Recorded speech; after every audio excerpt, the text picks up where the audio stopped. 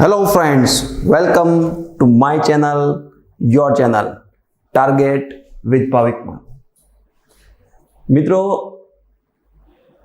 અક્ષાંશનો topic છે આપણે પૂરો કર્યો.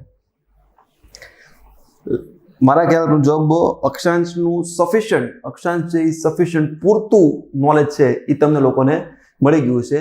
આજે અક્ષાંશ પછી આગળ વધવું છે અને અક્ષાંશ પછી બીજા દિવસે અક્ષાંશ પછીનો બીજો ટોપિક એટલે કે રેખાંશમાં આગળ વધવું છે.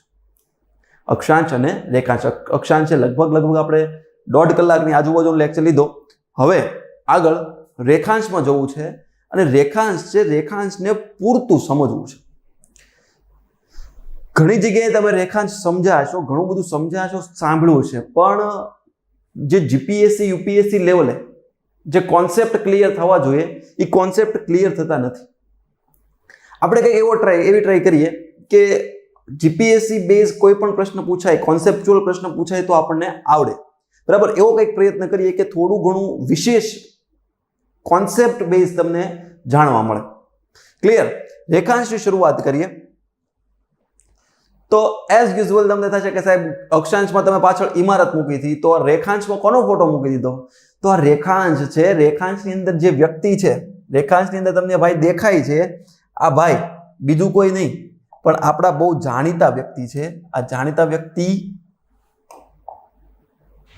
એનું નામ શું છે ખબર છે? એનું નામ છે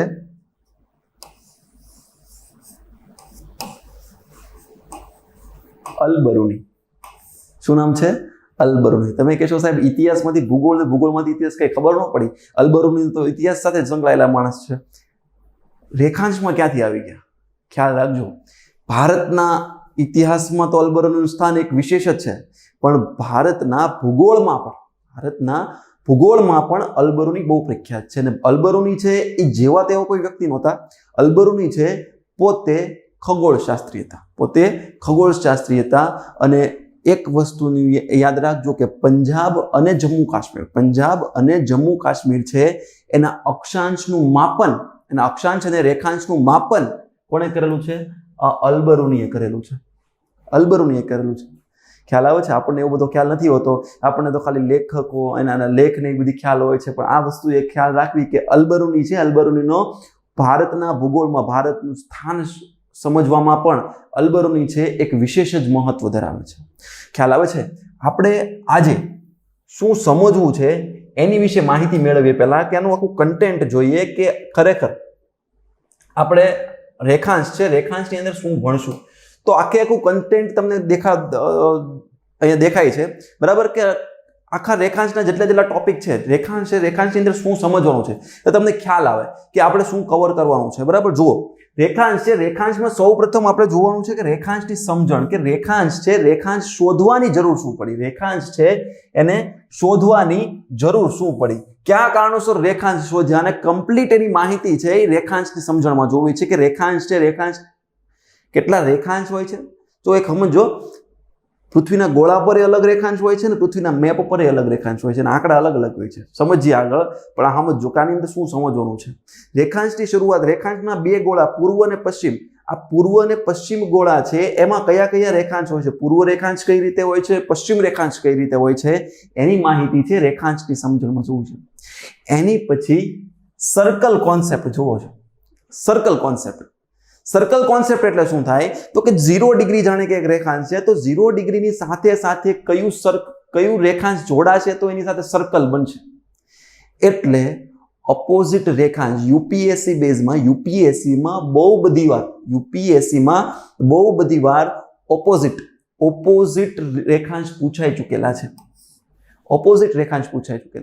અને આ ઓપોઝિટ રેખાંશ છે ને, અથવા તો સર્કલ કોન્સેપ્ટ છે ને, એક બહુ અગત્યના ટોપિકનું બેઝ છે. અને અગત્યનો ટોપિક છે એન્ટીપોડ. શું નામ છે એનું?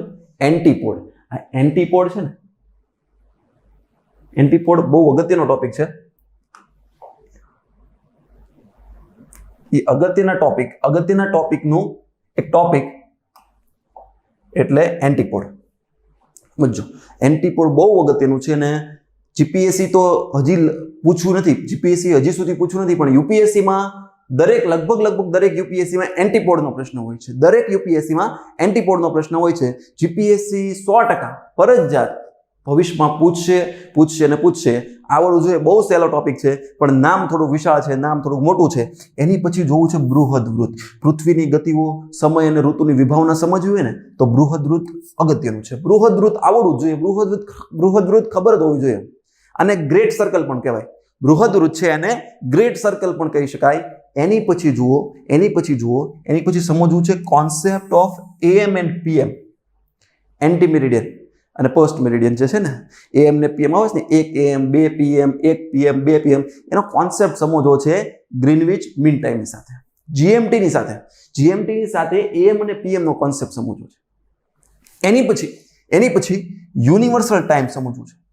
એની પછી શું સમજવું છે?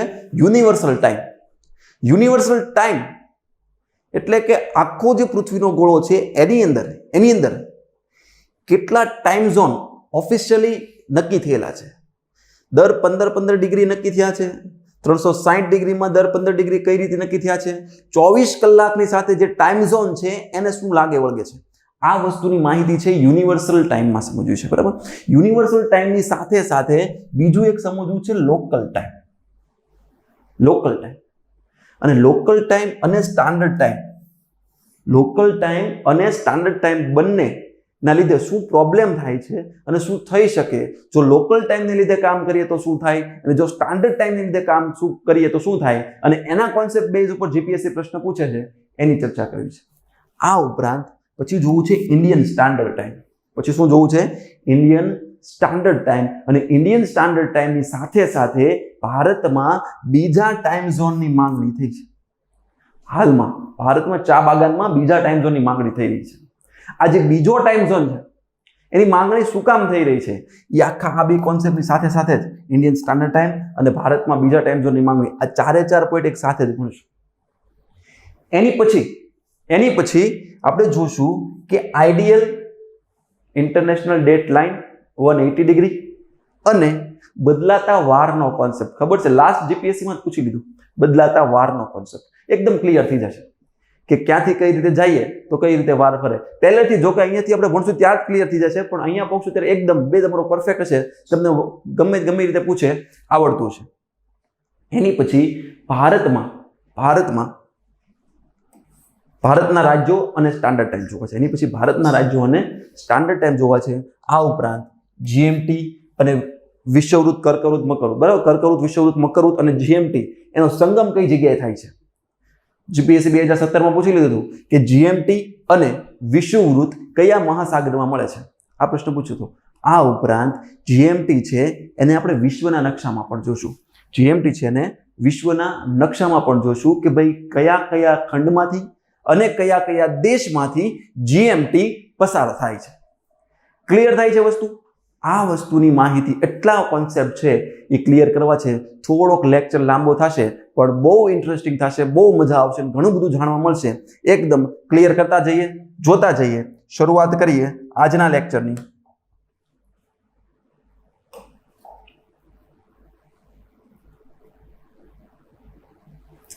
રેખાંશ સમજવું છે. રેખાંશ શું કહેવાય અને રેખાંશની સમજણ જોઈ છે.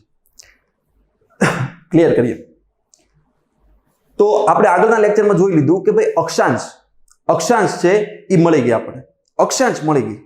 એટલે અક્ષાંશ કઈ રીતે મળી? તો કે અક્ષાંશને આપણે શું કીધું હતું કે ભાઈ આડી રેખા છે, આડી રેખા એટલે અક્ષાંશ થાય, આડી રેખા એટલે અક્ષાંશ થાય. આવું આપણે જોઈ ચૂક્યા છીએ. તો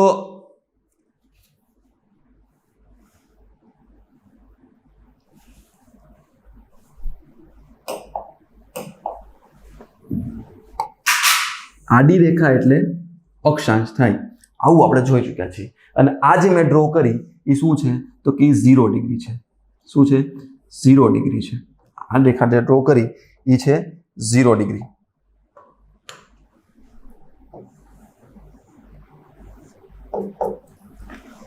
હવે સમજો, આ 0 ડિગ્રી ડ્રો કરી નાખીએ. આ અક્ષાંશ છે.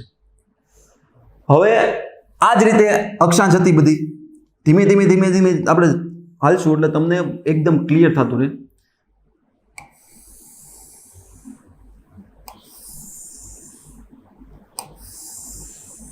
આ રીતે અક્ષાંશ હતી. રેખાંશની જરૂર શું એ કેવું હતું ને, રેખાંશની જરૂર શું છે? આ જે દેખાઈશ ને એ ફ્રન્ટ વ્યૂ છે, એટલે તમને સામેથી પૃથ્વીનો જે સામેનો ભાગ દેખાય છે એ છે, અને આ જે દેખાય છે એ પૃથ્વીનો પાછળનો ભાગ છે. આવું આપણે માનવાનું છે. આ ફ્રન્ટ વ્યૂ છે, આ બેક વ્યૂ છે, એટલે પાછળનો ભાગ છે. આ છે એ પાછળનો ભાગ છે, આ છે આગળનો ભાગ છે. જાણે કે મેં આ 0 ડિગ્રી ડ્રો કરી, 0 ડિગ્રી અક્ષાંશ ડ્રો કરી, તો શું કર્યું હતું આપણે? શું વાત કરી હતી કે અક્ષાંશ છે, અક્ષાંશી વૃત્ત છે, અને વૃત્ત એટલે શું થાય તો કે સર્કલ થાય. એટલે આગળના ભાગમાં તો આખું ફરે જ છે, આગળના ભાગમાં તો આખું ફરે જ છે, પાછળના ભાગમાં ફરશે, પાછળના ભાગમાં ફરશે. એટલે મેં જે આ ડ્રો કરી એ અહીંયાથી આ પાછળના ભાગમાં આવશે. આ રીતે આવું આવશે. એ જ રીતે બધી અક્ષાંશ આ રીતે આવશે.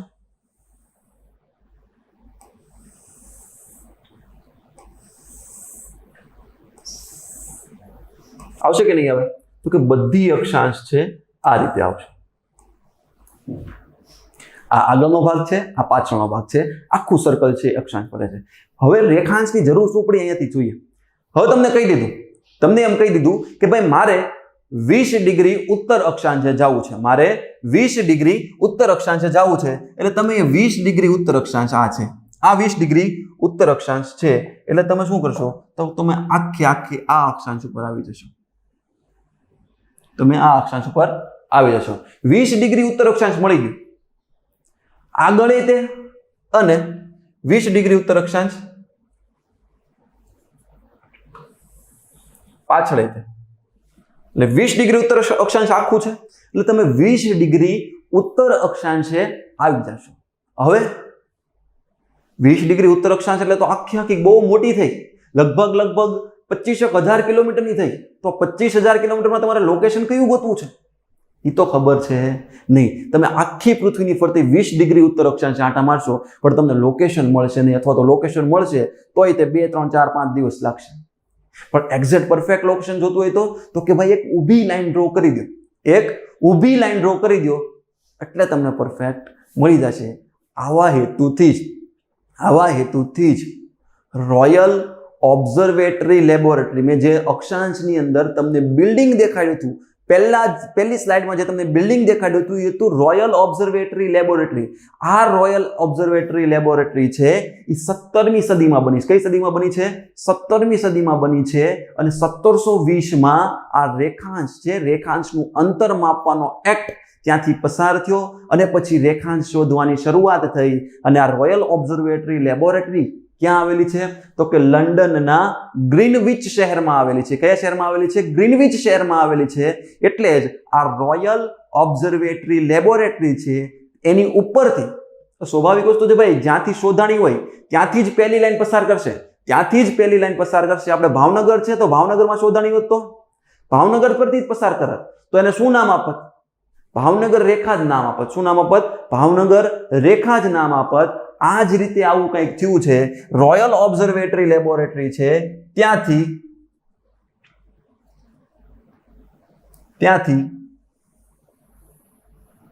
પહેલી રેખાંશ શોધાણી, અને જે પહેલી રેખાંશ શોધાણી એને નામ આપવામાં આવ્યું છે 0 ડિગ્રી. શું નામ આપવામાં આવ્યું છે એને? 0 ડિગ્રી એવું નામ આપવામાં આવ્યું છે. અને ક્યાં વખતે વાત કરી હતી કે 0 ડિગ્રી કેટલી વાર બોલવું? 0 ડિગ્રી અક્ષાંશને 0 ડિગ્રી કેટલી વાર બોલવું? એટલે 0 ડિગ્રી અક્ષાંશને શું નામ આપ્યું હતું? વિષુવવૃત્ત. એ જ રીતે 0 ડિગ્રી રેખાંશ છે, આ 0 ડિગ્રી રેખાંશને નામ આપવામાં આવ્યું છે. 0 ડિગ્રી રેખાંશને નામ આપવામાં આવ્યું છે ગ્રીનવિચ રેખા. શું નામ આપવામાં આવ્યું છે? ગ્રીનવિચ રેખા. આવું નામ આપવામાં આવ્યું છે. જો તો હવે તમને એમ કીધું હોય કે 20 ડિગ્રી ઉત્તર અક્ષાંશ, 20 ડિગ્રી ઉત્તર અક્ષાંશ અને 0 ડિગ્રી રેખાંશ, અને 0 ડિગ્રી રેખાંશ ઉપર મારું લોકેશન છે, તો તમે અહીં આવી જશો? અહીં આવી જશો કે નહીં આવી જાવ? તો તમે કહેશો સાહેબ અહીંયા કઈ રીતે આવીએ? જો 0 ડિગ્રી રેખાંશ, જેમ અક્ષાંશ છે વૃત્ત છે, તો રેખાંશ વૃત્ત હશે ને, એટલે કે અક્ષાંશ જેમ આખી પૃથ્વીની ફરતે ફરે છે એમ રેખાંશ એ પૃથ્વીની ફરતે ફરતી હશે ને, એટલે કે અહીંયા એક લોકેશન આવ્યું તો રેખાંશ અહીંયા જે 0 ડિગ્રી આવશે, અહીંયા જે 0 ડિગ્રી આવી અહીંયા લોકેશન આવશે ને એમ, તો ના, અહીંયા થશે ના. શું કામ? કારણ કે રેખાંશ છે ને, રેખાંશ વૃત્ત નથી. રેખાંશ છે એ વૃત્ત નથી. એનું કારણ જ આ કન્ફ્યુઝન છે. એનું કારણ જ આ કન્ફ્યુઝન છે કે જો રેખાંશ વૃત્ત હોત, જો રેખાંશ વૃત્ત હોત તો શું થાત? તો રેખાંશ વૃત્ત હોત ને તો એમ કહેત ને તમને કે 20 ડિગ્રી ઉત્તર અક્ષાંશ અને 0 ડિગ્રી રેખાંશે જવું છે તો તમને 2 લોકેશન મળે. કેટલા લોકેશન મળે? 2 લોકેશન મળે. એક આગળના ભાગમાં લોકેશન મળે, એક પાછળના ભાગમાં લોકેશન મળે. આ કારણોસર જ એમ તો ઘણા બધા કારણો છે, પણ આ બધા કારણોમાંનું સૌથી મોટું કારણ આ છે. આ કારણોસર જ કન્ફ્યુઝન ન થાય લોકેશનમાં. આ કારણોસર જ રેખાંશને વૃત્ત રાખતા નથી. રેખાંશ છે એ વૃત્ત નથી, એટલે કે રેખાંશ છે એ આખું સર્કલ ફરતી નથી. રેખાંશ છે એ હાફ સર્કલ છે. એટલે કે આ જે બેકગ્રાઉન્ડ આવે છે ને, આ બેકગ્રાઉન્ડમાં રેખાંશ આવશે નહીં, ખાલી ને ખાલી હાફ સર્કલ એટલે ફ્રન્ટ ભાગમાં જ આવશે. જુઓ તો 0 ડિગ્રી આવ્યું, હા કે ના? હવે તમને કીધું હોય કે 20 ડિગ્રી ઉત્તર અક્ષાંશ અને 0 ડિગ્રી રેખાંશે જવું છે તો તમને લોકેશન મળી જાય કે ન મળી જાય? હા, મળી જાય. હા કે ના? તો પાછળના ભાગનું શું? પાછળના ભાગનું લોકેશન કઈ રીતે ગોતવાનું? ચિંતા ન કરો, ચિંતા કરવાની જરૂર નથી. જો હવે જાદુ થશે, હવે મજા આવશે.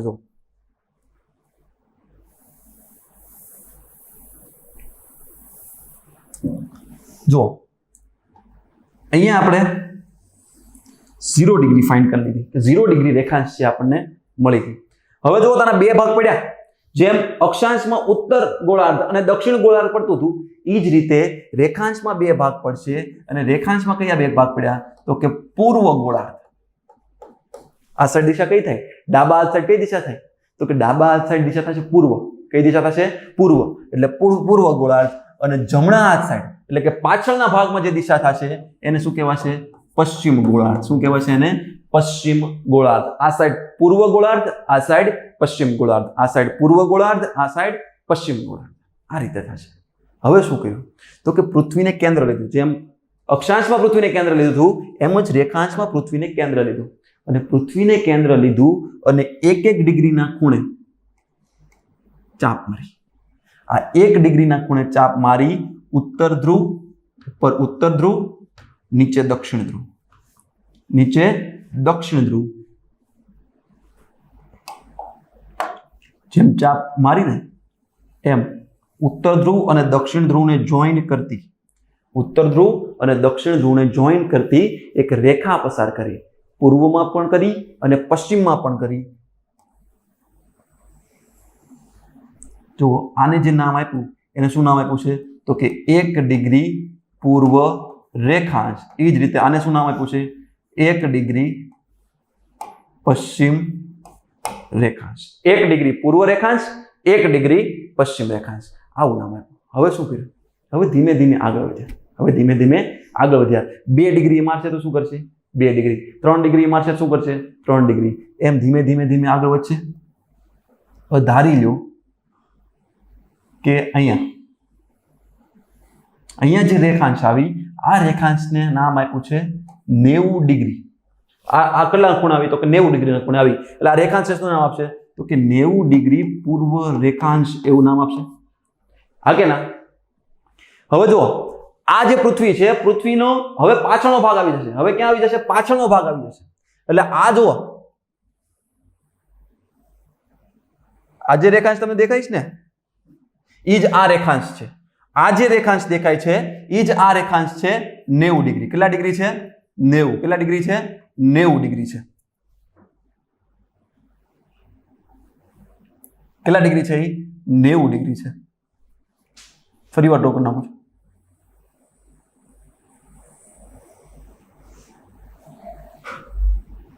90 ડિગ્રી છે. હવે જુઓ તો હવે એની આગળ જે રેખાંશ આવશે ને અહીંયા, એની આગળ જે અહીંયા રેખાંશ આવશે આ રીતે, એને શું નામ આપવામાં આવશે? તો કે 90 ડિગ્રી પછી 90 પછી કેટલા ડિગ્રી આવે? તો કે 91. આને શું નામ આપી દીધું?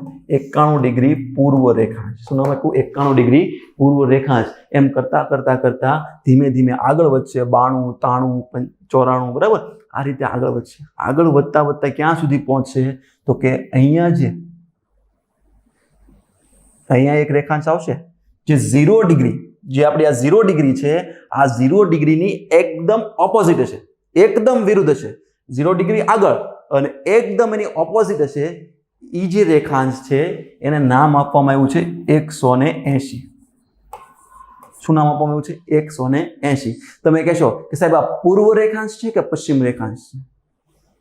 આ એક રેખાંશ ને થાય. 0 ડિગ્રી છે ને કઈ નામ આપ્યું છે આપણે? નથી આપ્યું. 0 ડિગ્રી અક્ષાંશ ને 0 ડિગ્રી ઉત્તર કે 0 ડિગ્રી દક્ષિણ આપ્યું છે? નથી આપ્યું. એ જ રીતે 0 ડિગ્રી રેખાંશને પણ કોઈ નામ આપવામાં આવ્યું નથી. એ જ રીતે 180 ડિગ્રીને પણ કોઈ નામ આપવામાં આવ્યું નથી. એટલે 180 ડિગ્રી તમે પૂર્વ કે 180 ડિગ્રી પશ્ચિમ રેખાંશ એવું કહી શકશો નહીં. ફિક્સ નામ આપ્યું છે 180 ડિગ્રી. હવે આગળ જશે તો તમે કહેશો સાહેબ અહીંયા શું આવશે?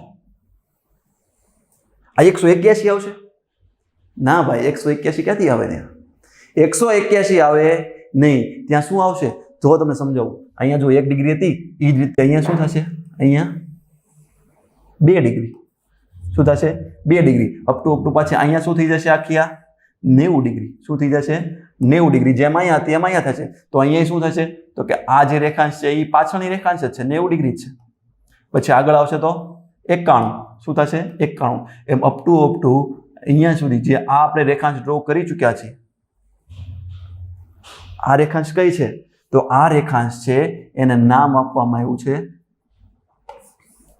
179. શું નામ આપવાનું છે? 179. યાદ રાખજો અહીંયા શું આવશે? પશ્ચિમ રેખાંશ. કયું રેખાંશ આવશે? પશ્ચિમ રેખાંશ. અહીં જોયું ને, 1 ડિગ્રી પશ્ચિમ રેખાંશ, 2 ડિગ્રી પશ્ચિમ રેખાંશ, 90 ડિગ્રી પશ્ચિમ રેખાંશ, 91 ડિગ્રી પશ્ચિમ રેખાંશ. અપ ટુ આવતા ક્યાં પહોંચશું? 179 પશ્ચિમ રેખાંશ. અને આગળ આવો એટલે 180 પાછું ફિક્સ. 180 તો છે જ, 180 તો છે જ. આ રીતે કંઈક પૃથ્વીની ફરતે રેખાંશ ડ્રો કરવામાં આવી છે. આ બધી કાલ્પનિક રેખા છે, એ તો ખબર છે. આ રીતે પૃથ્વીની ફરતે રેખાંશ ડ્રો કરવામાં આવી છે. હવે સમજીએ. હવે તમને એમ પૂછે કે ભાઈ જણાવો તો કે પૃથ્વી છે, પૃથ્વીની ફરતે કેટલી રેખાંશ છે? પૃથ્વીની ફરતે કેટલી રેખાંશ છે? તો તમે શું કરશો કે ભાઈ ગણશો કે આ તો 0 છે. ઓકે, ચાલો જવા દઈએ. 1 થી શરૂ કરીએ. 1 થી શરૂ કરીને પાછળ ક્યાં સુધી છે? તો કે 180 સુધી છે. એટલે 180 પ્લસ અહીંથી શરૂ કરશો. 1 થી શરૂ કરશો. 1 થી શરૂ કરશો. પાછળ ક્યાં જશો? તો કે 179 સુધી. કારણ કે પાછળ 179 છે. 180 તો 179 તો મર્જ છે, બરાબર? બે ની એક જ છે. 180 એક જ છે. એટલે 180 પ્લસ 179 એટલે કુલ કેટલી થઈ? 359. તમે કહો સાહેબ 359 રેખાંશ છે. 359 નથી ભાઈ, 0 ક્યાં ગઈ? 0 બાકી રહી ગઈ. એટલે 0 વાળી એક 359 પ્લસ 1 કુલ કેટલી રેખાંશ થશે? તો કે 360. કેટલી રેખાંશ થશે? કુલ 360 રેખાંશ છે એ થશે. કુલ 360 રેખાંશ છે. ખ્યાલ આવે છે? હા, તો ફિક્સ ઓરિજિનલ આંકડો છે, 360 રેખાંશ છે. પણ અહીંયા થોડુંક જોલ છે. જુઓ તો શું જોલ છે? આ જે પૃથ્વીનો ગોળો છે, આ પૃથ્વીના ગોળાને જ્યારે ખોલી નાખવામાં આવે અને આપણી સામે વર્લ્ડ મેપ દેખાડવામાં આવે, પૃથ્વીના ગોળાને આવી રીતે ખોલી નાખવામાં આવે અને આપણી સામે વર્લ્ડ મેપ દેખાડવામાં આવે, ત્યારે શું?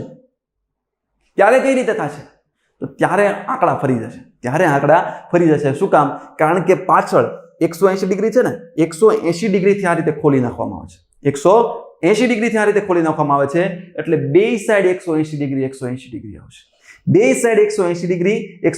આ સાઈડ 180 ડિગ્રી આવશે, આ સાઈડ 180 ડિગ્રી આવશે. હવે જો તો કેટલી થઈ ગઈ? 1 થી 180 એટલે કુલ 360. કુલ કેટલી થઈ? 360. અને 0 વાળી કોમન, 0 વાળી તો છે જ તે. એટલે 360 પ્લસ 1 એટલે કેટલી થશે? 361. યાદ રાખજો, કુલ રેખાંશની સંખ્યા કીધી હોય તો 360 થશે. પણ એમ કીધું હોય કે વર્લ્ડ મેપ પર રેખાંશની સંખ્યા જણાવો, તો કેટલી થશે 361 થશે કેટલી થશે 361 થશે ક્લિયર થાય છે એટલી વસ્તુ ખબર પડશે હા કે ના પાકી ખબર પડશે સરસ ચાલો હવે નેક્સ્ટ જોઈએ હવે જોવું છે સર્કલ કોન્સેપ્ટ શું જોવું છે સર્કલ કોન્સેપ્ટ છે આ સર્કલ કોન્સેપ્ટને જોવો છે સર્કલ કોન્સેપ્ટને જોઈએ એ પહેલા એક નાનું તું એક ફેક્ટ છે યાદ રાખી લેજો પ્લમ્બ લાઈન કોને કહેવાય તો સમજી લેજો પૃથ્વીની જે રેડિયસ છે પૃથ્વીની જે ત્રિજ્યા છે પૃથ્વીની રેડિયસને એટલે પૃથ્વીની રેડિયસ વાળી જે કોઈ પણ લાઈન હોય પૃથ્વીની રેડિયસ વાળી જે કોઈ પણ લાઈન હોય કોઈ પણ લાઈન હશે પૃથ્વીની રેડિયસ દર્શાવતી હોય એવી કોઈ પણ લાઈન હશે એ લાઈનને શું કહેવામાં આવશે તો કે પ્લમ્બ લાઈન કહેવાય ફેક્ટ બેઝ છે યાદ રાખવા જેવું છે કે પૃથ્વીની રેડિયસ વાળી લાઈનને પૃથ્વીની રેડિયસ દર્શાવતી લાઈનને કયા નામે ઓળખવામાં આવે છે તો પ્લમ્બ લાઈન અથવા પ્રશ્ન પૂછી લે કે પૃથ્વીમાં પ્લમ્બ લાઈન એટલે શું તો યાદ રાખજો કે પૃથ્વીની રેડિયસ દર્શાવતી લાઈનને પૃથ્વીની ત્રિજ્યા દર્શાવતી લાઈનને પ્લમ્બ લાઈન તરીકે ઓળખવામાં આવે છે એક ફેક્ટ બેઝ હતું વચ્ચે આવ્યું હતું એટલે લખી રાખ્યું છે ઓકે ચાલો નેક્સ્ટ સર્કલ કોન્સેપ્ટ જોવો છે બહુ અગત્યનો છે વારંવાર યુપીએસસી લેવલની એક્ઝામમાં પૂછાય છે અને જીપીએસસીમાં પૂછવાના ચાન્સ છે બહુ સરળ છે બહુ સહેલું છે પણ સર્કલ કોન્સેપ્ટ આવો નામ નો આપણે સાંભળ્યું હોય એટલે ન આવડતું હોય બરાબર જોઈ લઈએ સર્કલ કોન્સેપ્ટ કહેવાય કોને સર્કલ કોન્સેપ્ટ એટલે શું સર્કલ કોન્સેપ્ટને તમે ઓપોઝિટ રેખાંશ પણ કહી શકો વિરુદ્ધ રેખાંશ પણ કહી શકો સર્કલ કોન્સેપ્ટ શું કહી શકો વિરુદ્ધ રેખાંશ પણ કહી શકો જુઓ તો કઈ રીતે તો કે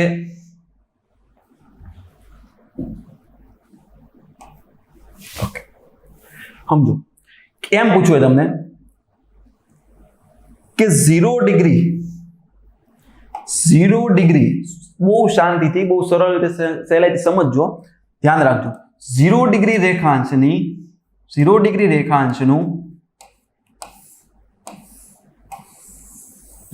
રેખાંશનું વિરુદ્ધ રેખાંશ કઈ 0 ડિગ્રી રેખાંશની વિરુદ્ધ રેખાંશ કઈ અથવા એમ પૂછે કે ઓપોઝિટ લોંગિટ્યુડ કયું તો 0 ડિગ્રી રેખાંશનું ઓપોઝિટ લોંગિટ્યુડ કયું થાય ખબર છે અથવા વિરુદ્ધ રેખાંશ કઈ થાય ખબર છે જે રેખાંશ પૂર્ણ સર્કલ કરતી હોય 0 ડિગ્રી છે આપણને ખબર છે હાફ સર્કલ છે 0 ડિગ્રી છે શું છે હાફ સર્કલ છે તો 0 ડિગ્રીની સાથે મળી જે રેખાંશ પૂર્ણ સર્કલ કરતી હોય એ જ એની ઓપોઝિટ હોય યાદ રાખો 0 ડિગ્રી રેખાંશ છે તો 0 ડિગ્રી રેખાંશની ઓપોઝિટ કયું થશે 0 ડિગ્રી રેખાંશનું ઓપોઝિટ કયું થશે તો અહીંયા પાછળના ભાગે કયું હતું 180 કયું હતું 180 0 ડિગ્રીની સાથે 180 મેચ થયું એટલે જ આખું શું થયું complete circle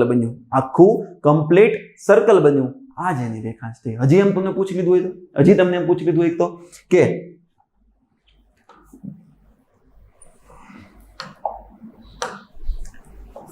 one and half one and half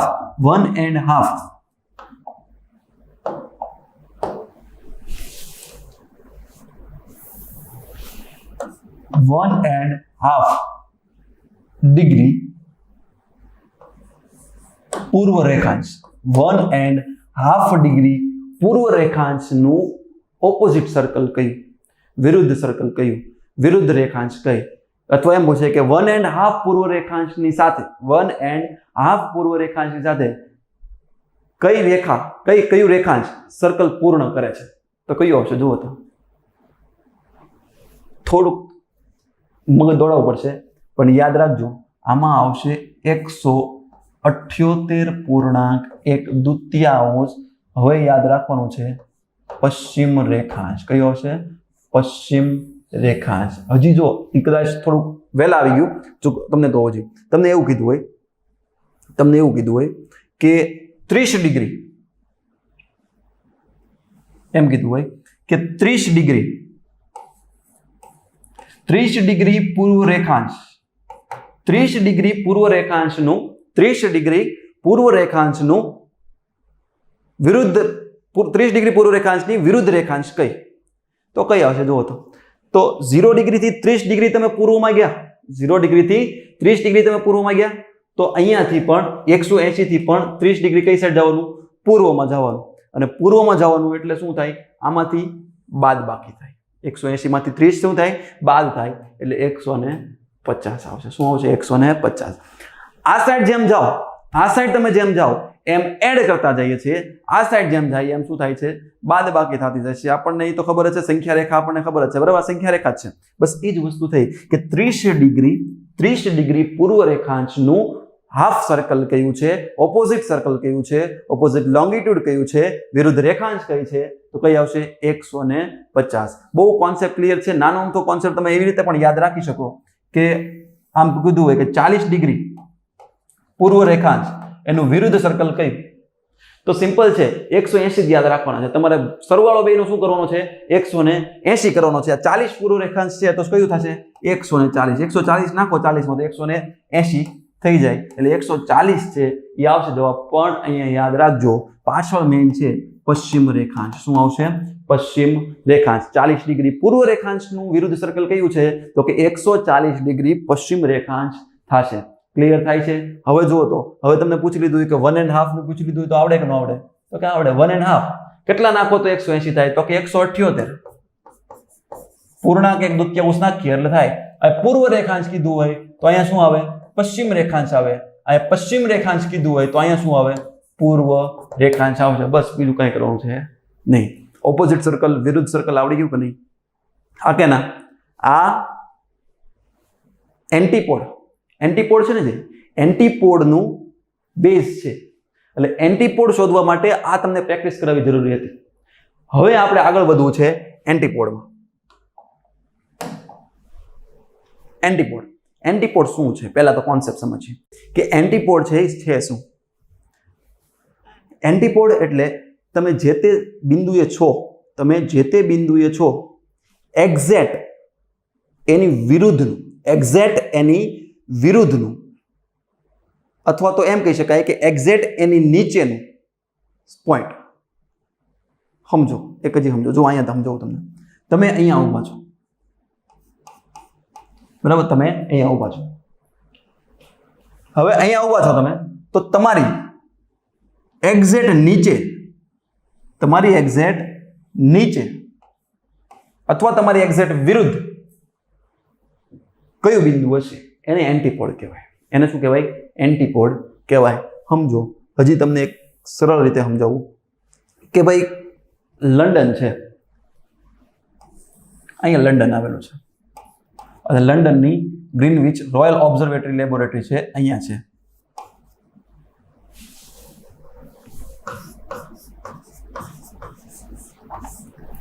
તો જે લંડનની રોયલ ઓબ્ઝર્વેટરી લેબોરેટરી છે ને, એની એક્ઝેક્ટ નીચે, એની એક્ઝેક્ટ નીચે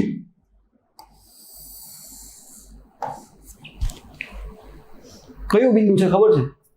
ત્યાં એક આઇલેન્ડ છે. અહીંયા શું છે? આઇલેન્ડ છે. અને જે આઇલેન્ડ છે ને અહીંયા, એ આઇલેન્ડનું નામ છે એન્ટીપોડ આઇલેન્ડ. એનું નામ જ છે. શું નામ છે? એન્ટીપોડ આઇલેન્ડ.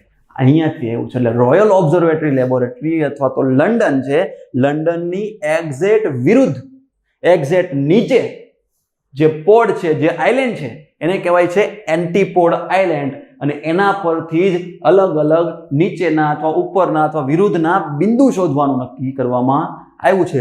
હવે જુઓ, એના બિંદુ શોધતા આપણે શીખીએ કે કઈ રીતે શોધાય, એન્ટીપોડ કઈ રીતે શોધાય. જુઓ તો તમને એમ કીધું હોય કે 0 ડિગ્રી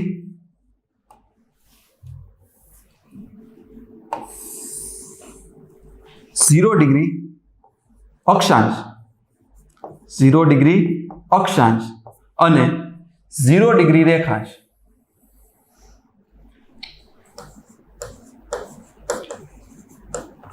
0 ડિગ્રી અક્ષાંશ અને 0 ડિગ્રી રેખાંશનું એન્ટીપોડ શોધો. આવો પ્રશ્ન આપી દીધો કે 0 ડિગ્રી અક્ષાંશ અને 0 ડિગ્રી રેખાંશનું એન્ટીપોડ શોધો. ક્યાંથી શોધશો? કઈ રીતે શોધશો? તો તમારે શોધવાની તો એક વસ્તુ જ છે, ખાલી શોધવાનો તો એક વસ્તુ જ છે, કારણ કે તમે આની તો પ્રેક્ટિસ ઓલરેડી કરી ચૂક્યા છો. આની પ્રેક્ટિસ તો ઓલરેડી કરી ચૂક્યા છો. જો આ જે 0 ડિગ્રી અક્ષાંશ છે ને, 0 ડિગ્રી અક્ષાંશ, 0 ડિગ્રી અક્ષાંશ એ એક જ અક્ષાંશ છે. ગમે અહીંયાથી તમે જાશો ક્યાં નીકળશો, એનું વિરુદ્ધમાં ક્યાં નીકળશો? 0 ડિગ્રીએ જ નીકળશો. ક્યાં નીકળશો? 0 ડિગ્રીએ જ નીકળશો. 0 ડિગ્રી તમે આ સાઈડથી તમે આ સાઈડ ઊભા છો તો તમારું વિરુદ્ધ કયું થશે? આ થાય. 0 ડિગ્રી ઉપર જ થશે. એટલે 0 ડિગ્રી અક્ષાંશનું વિરુદ્ધ કયું થશે? તો કે 0 ડિગ્રી અક્ષાંશ જ થશે. 0 ડિગ્રી અક્ષાંશ જ થશે. એટલે 0 ડિગ્રી અક્ષાંશ તો મળી ગયું. 0 ડિગ્રી અક્ષાંશ મળી ગયું એટલે એક મળી ગયું 0 ડિગ્રી અક્ષાંશ. પછી 0 ડિગ્રી રેખાંશ તો આપણે ભણી ચૂક્યા છીએ. કમ્પ્લીટ સર્કલ બનાવવું જોઈએ. અને 0 એની વિરુદ્ધ કયું હોય? 180. આપણે ખબર છે 0 + 180 કરો તો 180 આવવું જોઈએ. એટલે 0 ડિગ્રી અક્ષાંશ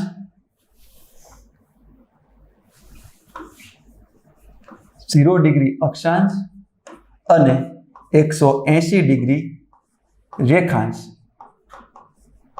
આ 0 ડિગ્રી અક્ષાંશ અને 0 ડિગ્રી રેખાંશનું એન્ટીપોડ થશે.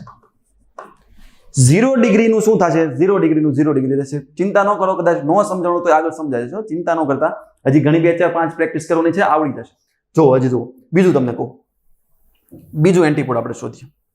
એમ કીધું હોય કે ભાઈ 2 ડિગ્રી ઉત્તર અક્ષાંશ, 2 ડિગ્રી ઉત્તર અક્ષાંશ અને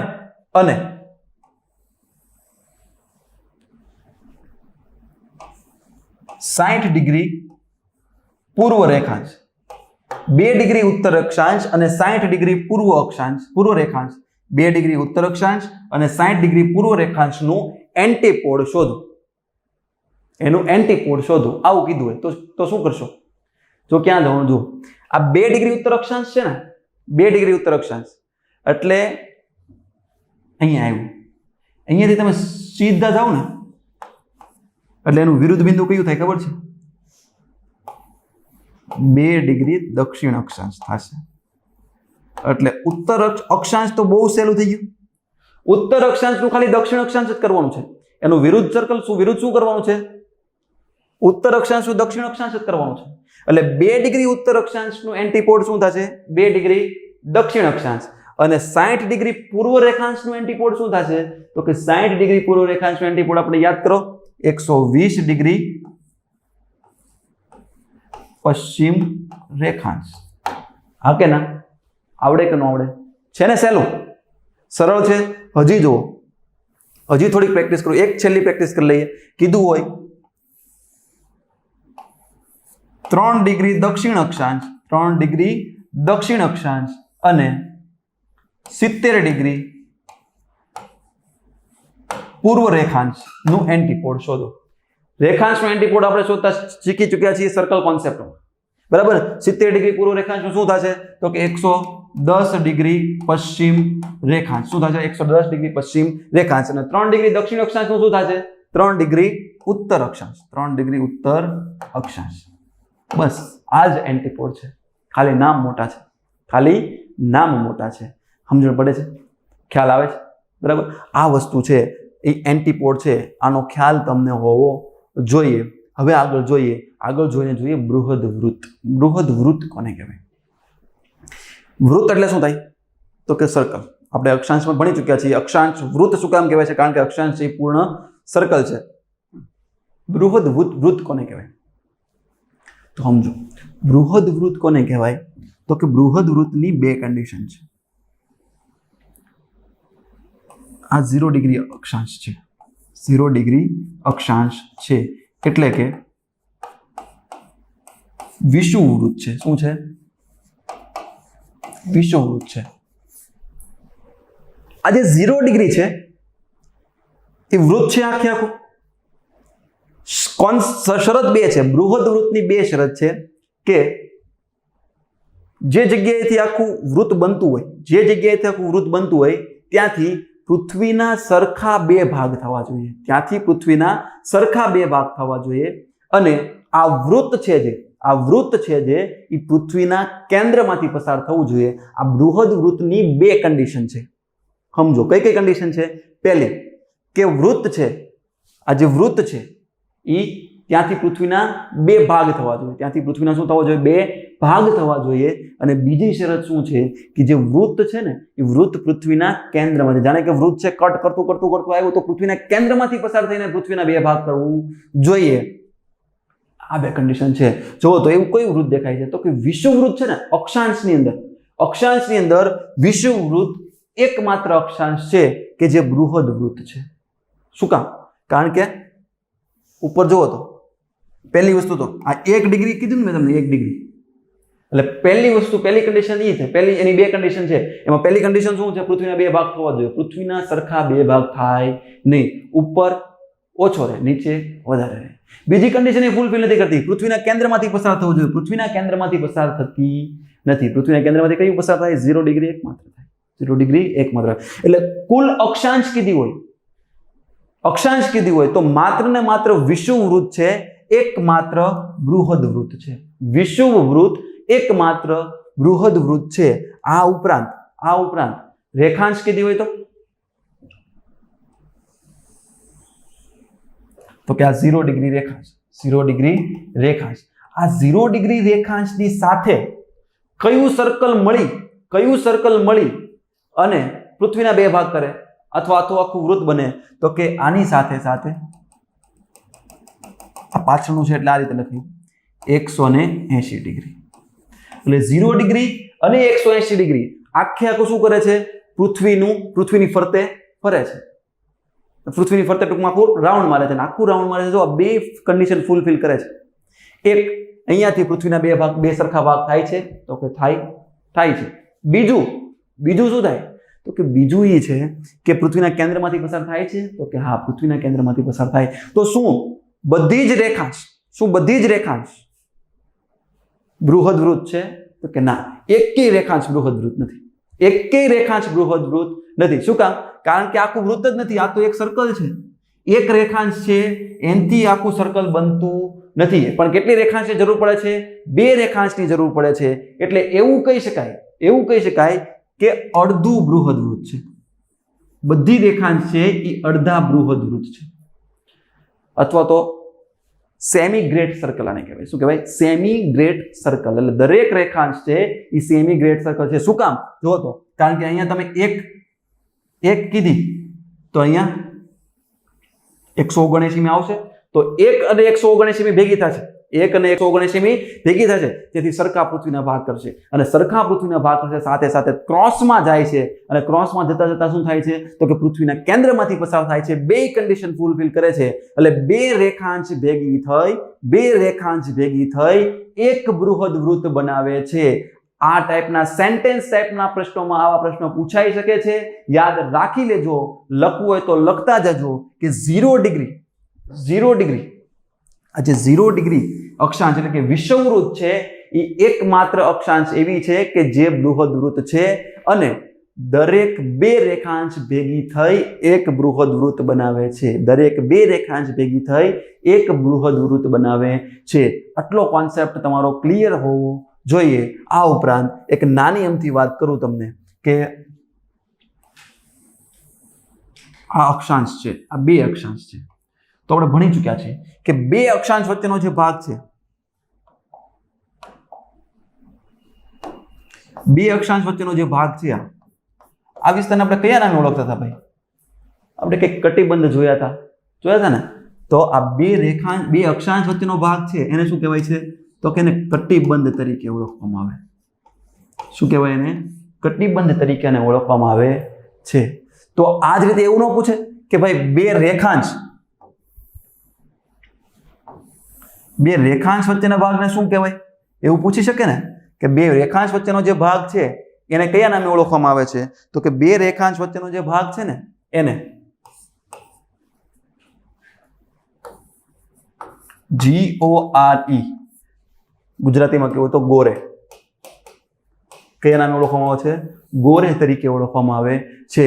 ક્લિયર કોન્સેપ્ટ કરજો કે બે અક્ષાંશ વચ્ચેનો જે ભાગ છે એને કટિબંધ કહેવાય છે, જ્યારે બે રેખાંશ વચ્ચેની જે ભાગ છે, બે રેખાંશ વચ્ચેની જે જગ્યા છે એને શું કહેવાય છે? ઇંગ્લિશમાં કહેવું હોય તો GORE અથવા ગુજરાતીમાં કહેવું હોય તો ગોરે. પ્રશ્ન પૂછાય તો ફેક્ચ્યુઅલ બેઝ છે, પ્રશ્ન આવડવો જોઈએ, પ્રશ્ન આવડવો જોઈએ. ક્લિયર થાય છે? આમ પણ આ જે એન્ટીપોડ છે, એન્ટીપોડ આઇલેન્ડનો પ્રશ્ન પૂછાઈ શકે.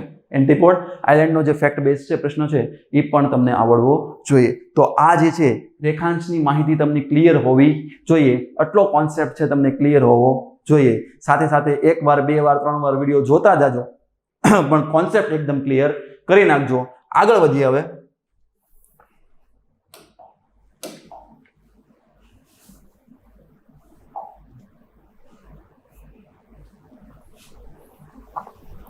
હવે જોવું છે concept of AM and PM.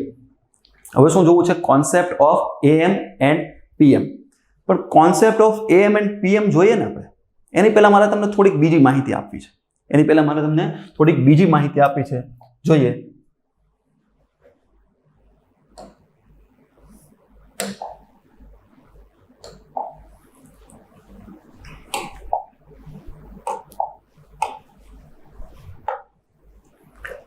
એની પહેલા થોડીક અમથી માહિતી આપું દઉં તમને. જુઓ તો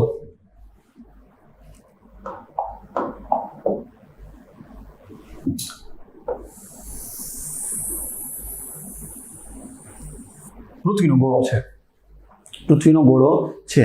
હવે જુઓ તો કુલ કેટલી રેખાંશ છે? તો કે ભાઈ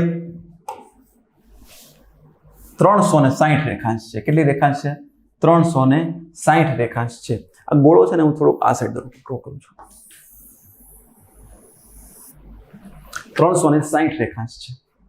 હવે સમજીએ તો કે આ જે રેખાંશ છે ને, આ રેખાંશ ઉપર સૂર્યનું કિરણ, આ રેખાંશ ઉપર સૂર્યનું કિરણ છે એ સવારે 7 વાગે પડે છે. કેટલા વાગે પડે છે? સવારે 7 વાગે પડે છે. તો ફરીવાર આ જ રેખાંશ ઉપર સૂર્યનું કિરણ ક્યારે પડશે? પહેલું કિરણ.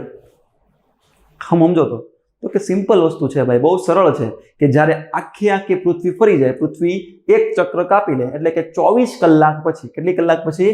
તો કે 24 કલાક પછી. 23 કલાક 56 મિનિટ છે, પણ આપણે યાદ રાખીએ 24 કલાક. એટલે કે ફરીવાર જ્યારે 7 વાગશે ને, બીજા દિવસના સવારના 7 વાગશે ને, ત્યારે ફરીવાર આ જ રેખાંશ ઉપર સૂર્યનું કિરણ પડશે. સાચી વાત છે કે ખોટી વાત છે? સાચી વાત છે. આ જ રેખાંશ પર ફરીવાર સૂર્યનું કિરણ ક્યારે પડે? તો કે 24 કલાક પછી ફરે. એનો મતલબ શું થયો? જુઓ તો કુલ રેખાંશ કેટલી કીધી આપણે? તો કે 360. કેટલી કીધી? 360 રેખાંશ કીધી. તો આ 360 રેખાંશ ફરતા 360 રેખાંશ ફરતા સૂર્યના કિરણને કેટલી મિનિટ લાગે? કેટલી કલાક લાગે? તો કે 360 રેખાંશ ફરતા સૂર્યના કિરણને 24 કલાક લાગે છે. કારણ કે 360 રેખાંશ પછી જ ફરીવાર પહેલી રેખાંશ પાછી આવી જાય. 360 રેખાંશ ફરી જાય પછી જ ફરીવાર પહેલી રેખાંશ આવી જાય. સમજો કે 360 રેખાંશ ફરતા કેટલી લાગે? 24 કલાક લાગે. એનો મતલબ શું થયો? કે 360 રેખાંશ ફરતા 24 કલાક લાગે. એનો મતલબ કે 1 કલાકમાં કેટલા રેખાંશ ફરે? તો કે 1 કલાકની અંદર 15 રેખાંશ ફરે. 24 15 360 થાય. જો 24 કલાકની અંદર 360 રેખાંશ ફરતી હોય તો 1 કલાકની અંદર કેટલી ફરે? સિમ્પલ ત્રિરાશિ છે. 1 કલાકની અંદર 15 રેખાંશ ફરે છે. 1 કલાકની અંદર 15 રેખાંશ ફરે છે. એટલે અહીંયા જ્યારે 12 વાગ્યા છે, ત્યારે આ 0 ડિગ્રી છે, સમજી લો, ધારવાનું છે. અને આ 15 ડિગ્રી પશ્ચિમ રેખાંશ છે. શું છે? પશ્ચિમ રેખાંશ છે. તો અહીંયા 1 કલાક પછી 12 વાગશે. શું કામ? કારણ કે સૂર્યનું કિરણ છે 15 રેખાંશ ફરતા 1 કલાક લે છે. 15 રેખાંશ ફરતા 1 કલાક લે છે. એટલે જ્યારે અહીંયા 12 વાગ્યા છે ને ત્યારે અહીંયા કેટલા વાગ્યા છે? ખરેખર 11 વાગ્યા હોય. કેટલા વાગ્યા હોય? 11 વાગ્યા હોય. અને 1 કલાક પછી થાય જ્યારે અહીંયા 12 વાગી ગયા હોય ત્યારે અહીંયા કેટલા વાગ્યા છે? તો કે અહીંયા 1 વાગી ગયો છે. કેટલો વાગ્યો છે? 1 વાગ્યો છે. ખ્યાલ આવશે? 1 કલાકમાં 15 મિનિટ, 15 ડિગ્રી રેખાંશ ફરે છે. એનો મતલબ એમ છે 1 કલાક એટલે કેટલી મિનિટ થઈ? તો કે 60 મિનિટ. કેટલી મિનિટ થઈ? 60 મિનિટ. રેખાંશ કેટલી? 15. તો એનો મતલબ એમ કહી શકાય કે 1 ડિગ્રી રેખાંશ ફરતા 1 ડિગ્રી રેખાંશ એટલે 0 થી 1 ડિગ્રી સુધી પહોંચતા કેટલી મિનિટ લે? તો કે 1 ડિગ્રી રેખાંશ ફરતા 4 મિનિટ લે છે. જો તો સિમ્પલ છે. 60 ભાગ્યા 15, 15 ચોકું 60. એટલે 1 ડિગ્રી રેખાંશ ફરતા 4 મિનિટ લે છે. 1 ડિગ્રી રેખાંશ ફરતા 4 મિનિટ લે છે. 1 ડિગ્રી રેખાંશ ફરતા કેટલી મિનિટ લે છે? 4. હવે 1 ડિગ્રી એટલે શું થયું? કેટલું ઓછું? તો યાદ રાખજો, જેમ અક્ષાંશમાં આપણે જોયું હતું ને કે બે અક્ષાંશ વચ્ચે 111 કિલોમીટરનું અંતર છે. એ જ રીતે બે રેખાંશ વચ્ચે પણ કેટલું છે? 111 કિલોમીટરનું છે. 111.13 કિલોમીટરનું છે. પણ રાઉન્ડ ફિગર 111 યાદ રાખીએ. એનો મતલબ એમ થયો કે 4 મિનિટની અંદર 111 કિલોમીટરનું અંતર છે એ સૂર્ય કાપે છે. 4 મિનિટની અંદર કેટલું? 111 કિલોમીટર અંતર છે એ સૂર્ય કાપે છે. તો એનો મતલબ હજી નીચે લઈ જવું તો કે 1 મિનિટમાં, પ્રશ્ન પૂછી લીધો હોય તો કે 1 મિનિટમાં સૂર્ય કેટલું અંતર કાપે છે? 1 મિનિટમાં સિમ્પલ 111 ભાગ્યા 4 કરી દો, 28 પોઈન્ટ આવશે. 28 પોઈન્ટ આવશે. એટલે આપણે રાઉન્ડ ફિગર યાદ રાખો કે 1 મિનિટમાં સૂર્ય 28 કિલોમીટરનું અંતર કાપે છે. કેટલું યાદ રાખવાનું છે? 28 કિલોમીટર. એટલે 1 મિનિટમાં સૂર્ય છે એ 28 કિલોમીટર અંતર કાપી જાય છે. એનો મતલબ એમ થયો કે ભાવનગરથી પાલીતાણા પહોંચવું હોય ને, ભાવનગરથી પાલીતાણા પહોંચવું હોય તો સૂર્યને 2 મિનિટ લાગે છે. આપણે 1 કલાક થઈ જાય છે, પોણી કલાક થઈ જાય, ગાડી લઈને જઈએ તો અહીં પણ સૂર્યને 2 મિનિટ લાગે છે. 50 કિલોમીટર છે. 2 મિનિટ કરતા ઓછું. સમજણ પડે છે? ખ્યાલ આવે છે? આ કોન્સેપ્ટ ખબર પડી ગઈ? બરાબર. હવે આપણે પાછા concept of AM and PM માં આવીએ. આટલી વસ્તુની તમને ખબર હોવી જોઈએ. Concept of AM and PM શું છે? Concept of AM and PM માં કરવાનું છે શું? સમજો. ઓકે, જુઓ. ધારો કે આ 0 ડિગ્રી રેખાંશ છે. શું છે? 0 ડિગ્રી રેખાંશ છે. ધારી લીધું છે કે આ 0 ડિગ્રી રેખાંશ છે એટલે કે GMT છે. GMT આગળ છે સમજશું થોડીક આગળથી. 0 ડિગ્રી રેખાંશ છે. હવે આ જે 0 ડિગ્રી રેખાંશ છે ત્યારે ધારવાનું છે હજી કે 0 ડિગ્રી રેખાંશ ઉપર બરોબર એક્ઝેક્ટ 12 વાગ્યા છે. કેટલા વાગ્યા છે? 12 વાગ્યા છે. બપોરના 12 વાગ્યા છે. તો આમ તો મેં તમને સમજાવી દીધું, છતાંય કહું તમને કે આ 0 ડિગ્રી રેખાંશ છે. 0 ડિગ્રી રેખાંશ ઉપર જ્યારે બપોરના 12 વાગ્યા છે તો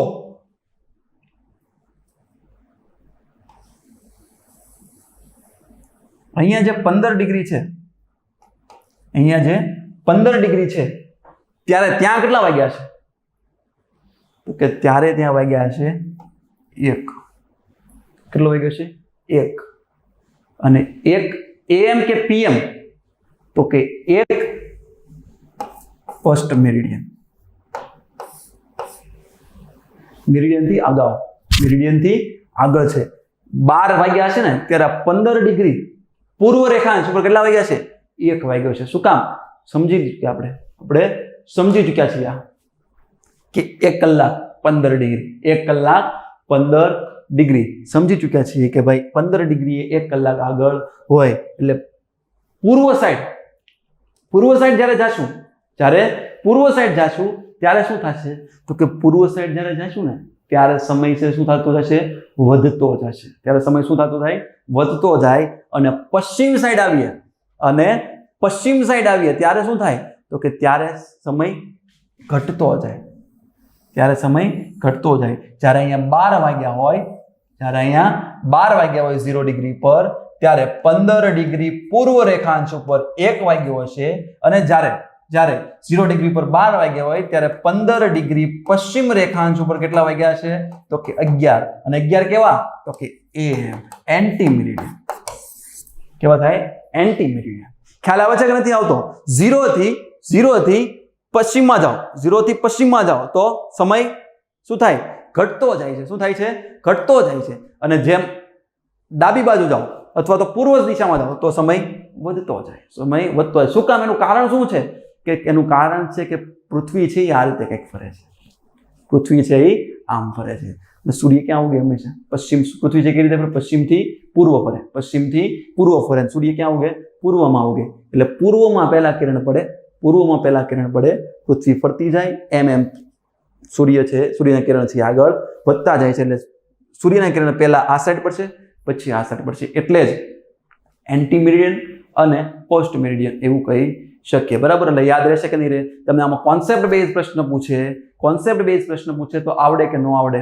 હા કે ના? આટલો જ કોન્સેપ્ટ સમજવાનો છે. આમાં થોડુંક તમારે ડીપમાં ઉમેરતું જવાનું, થોડુંક વાંચતું રહેવાનું, જોતું રહેવાનું, જાણતું રહેવાનું. કોન્સેપ્ટ એકદમ ક્લિયર ધીમે ધીમે થતા જશે. જો મારો પૂરતો પ્રયાસ છે કે તમારો કોન્સેપ્ટ ક્લિયર થાય. બરાબર? આગળ થોડું ઘણું તમારે રીડિંગ કરતું રહેવું પડશે. ક્લિયર થાય છે?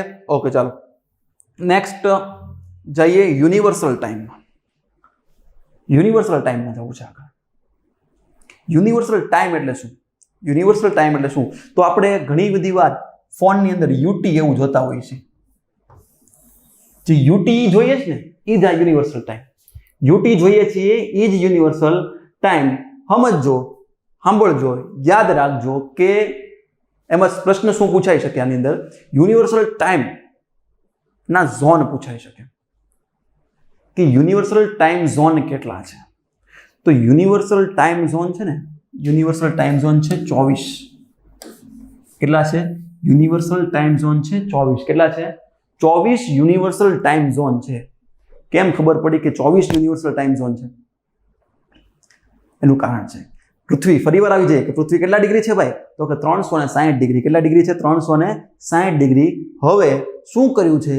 તો કે આપણા આખા વિશ્વએ એવું સ્વીકાર્યું છે કે દર 15 ડિગ્રીએ, આપણને ખબર છે કે 1 કલાકનું છે. 15 ડિગ્રી એટલે 1 કલાક. એટલે 1 કલાકે ટાઈમ ઝોન આપવાના નક્કી કર્યા છે. 1 કલાકે ટાઈમ ઝોન આપવાના નક્કી કરી દીધા છે. એટલે જો તો દર 15 ડિગ્રીએ જો એક ટાઈમ ઝોન આવે, દર 15 ડિગ્રી એક ટાઈમ ઝોન આવે તો કુલ કેટલા ટાઈમ ઝોન થાય? તો કે 360 ભાગ્યા 15 કરી નાખો તો 360 ભાગ્યા 15 એટલે કે 24. કેટલા ટાઈમ ઝોન થાય? 24 યુનિવર્સલ ટાઈમ ઝોન છે. કેટલા? 24 universal time zone. 24 universal time zone છે. ખ્યાલ આવે છે કે નથી આવતો? ક્લિયર વસ્તુ થાય છે કે નથી થતી?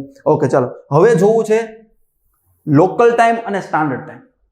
લોકલ ટાઈમ અને સ્ટાન્ડર્ડ ટાઈમ. જ્યારે મેં કન્ટેન્ટ તમને કીધું ત્યારે મેં તમને કીધું હતું કે 4 વસ્તુ આપણે એક સાથે જોવી છે.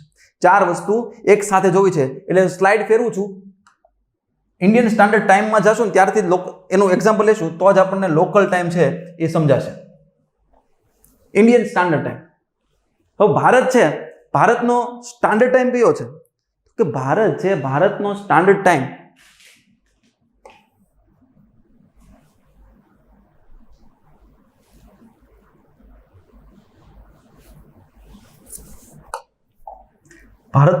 કયો છે? તો કે 82.5 છે. કયો છે? 82.5 છે.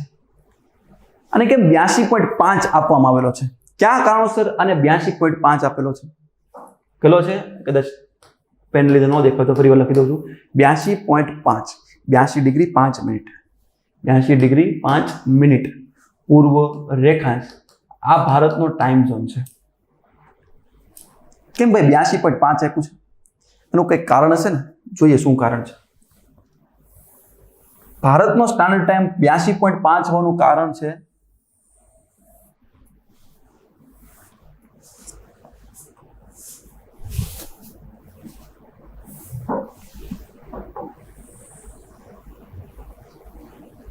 અહીંયા જે રેખાંશ છે, અહીંયા ભારતની સૌથી પશ્ચિમ એટલે કે ગુજરાતની પશ્ચિમે જે રેખાંશ છે એ રેખાંશનું નામ છે, એ રેખાંશ છે 68 ડિગ્રી 7 કરા પૂર્વ રેખાંશ કઈ છે 68 ડિગ્રી 7 કરા પૂર્વ રેખાંશ આવું છે ને આગળ વધો આગળ વધતા અહીંયા અરુણાચલ પ્રદેશ આવશે પૂર્વ અને પશ્ચિમ તો ખબર હોવી જોઈએ ભાઈ ક્લાસ 3 લેવલના ને આમ તો ક્લાસ 4 લેવલના પ્રશ્ન છે કે ભારતનું સૌથી પૂર્વનું રાજ્ય કયું પશ્ચિમનું રાજ્ય કયું અરુણાચલ પ્રદેશ ગુજરાત બરાબર વાલાંગુ અને સિરક્રીક આવી બધી ખબર હોવી જોઈએ આમાં બધો ટાઈમ નથી બગાડતો આગળ અરુણાચલ પ્રદેશ છે અરુણાચલ પ્રદેશમાં જે રેખાંશ છે એનું નામ છે 97 ડિગ્રી 25 કરા પૂર્વ રેખાંશ કયું છે 97 ડિગ્રી 25 કરા પૂર્વ રેખાંશ હવે જુઓ આ સાઈડ 68 ડિગ્રી 7 કરા છે અને આ સાઈડ 97 ડિગ્રી 25 કરા છે આ સાઈડ 68 ડિગ્રી છે આ સાઈડ 97 ડિગ્રી 25 કરા છે એટલે 68 ડિગ્રી 7 કરા પ્લસ 97 ડિગ્રી 25 કરા ભાગ્યા 2 કરો કેટલું આવે તો આ ભાગ્યા 2 કરો ને એટલે આવશે 82.97 કેટલો આવશે 82.97 તો તમે કહેશો કે સાહેબ 82.97 એક્ઝેક્ટ વચ્ચે આવે એવું જ કંઈક ટાઈમ ઝોન રખાય ને 82.97 રખાય ને કેમ 82.5 રાખ્યું તો તમે આમ કહેશો કે ભાઈ રાઉન્ડ ફિગર તો રાઉન્ડ ફિગર કરો તો 83 કેમ ન કર્યો કારણ કે 0.97 ખાલી 0.03 જ આગળ હતું 83 તો 82.5 શું કામ લઈ ગયા એનું કારણ છે વિશ્વએ સ્વીકારેલી સ્વીકૃતિ છે વિશ્વએ એક નવી જ રીતે સ્વીકાર્યું છે શું સ્વીકાર્યું ખબર છે કે વિશ્વના દરેક ટાઈમ ઝોન વિશ્વના કોઈ પણ દેશના ટાઈમ ઝોન હશે એ 7.5 વડે ડિવાઈડ થતા હશે 7.5 વડે ડિવાઈડ થતા હશે એટલે 82.97 થી કયો આંકડો એવો નજીક છે કે જે 7.5 વડે વિભાજિત થાય છે તો 82.97 થી એક્ઝેક્ટ નજીક છે એ આંકડો છે 82.5 કયો છે 82.5 અને 82.5 છે 7.5 વડે વિભાજિત છે આ કારણોસર જ ભારત છે ભારતનો ટાઈમ ઝોન 82.5 નક્કી કરવામાં આવેલો છે હવે તમને એમ પ્રશ્ન પૂછી લે કે ફલાણા ઢીકણા કોઈ પણ દેશ હોય કોઈ પણ દેશનો ટાઈમ ઝોન નીચેનામાંથી કયો છે એમ પૂછી લીધું કોઈ પણ દેશનો ટાઈમ ઝોન નીચેનામાંથી કયો છે અને 4 ઓપ્શન આપી દીધા આ 4 ઓપ્શન આપી દીધા ને એમાંથી એક જ ઓપ્શન એવો હશે કે જે 7.5 થી વિભાજિત હશે જે 7.5 થી શું હશે વિભાજિત હશે ખ્યાલ આવે તો અને તો જ એ ટાઈમ ઝોન હોય એટલે તમારો આ કોન્સેપ્ટ 7.5 થી વિભાજિત થાય છે કોન્સેપ્ટ ચેક કરવા હાટુ આવો ટાઈમ ઝોનનો પ્રશ્ન પૂછો બાકી એમનેમ ન પૂછી લે કે ફલાણા ઢીકણા દેશનો ટાઈમ ઝોન કયો છે એમનેમ ન પૂછે તમારો આ કોન્સેપ્ટને ચેક કરવો છે અને આ કોન્સેપ્ટ ચેક કરવા માટે જ એવો પ્રશ્ન પૂછે કે કોઈ પણ દેશનો ટાઈમ ઝોન ફલાણા ઢીકણા કોઈ પણ દેશનો ટાઈમ ઝોન છે કયો છે અને 3-4 માંથી એક ઓપ્શન જ એવો હશે કે જે 7.5 વડે વિભાજિત છે એ જ તમારો જવાબ છે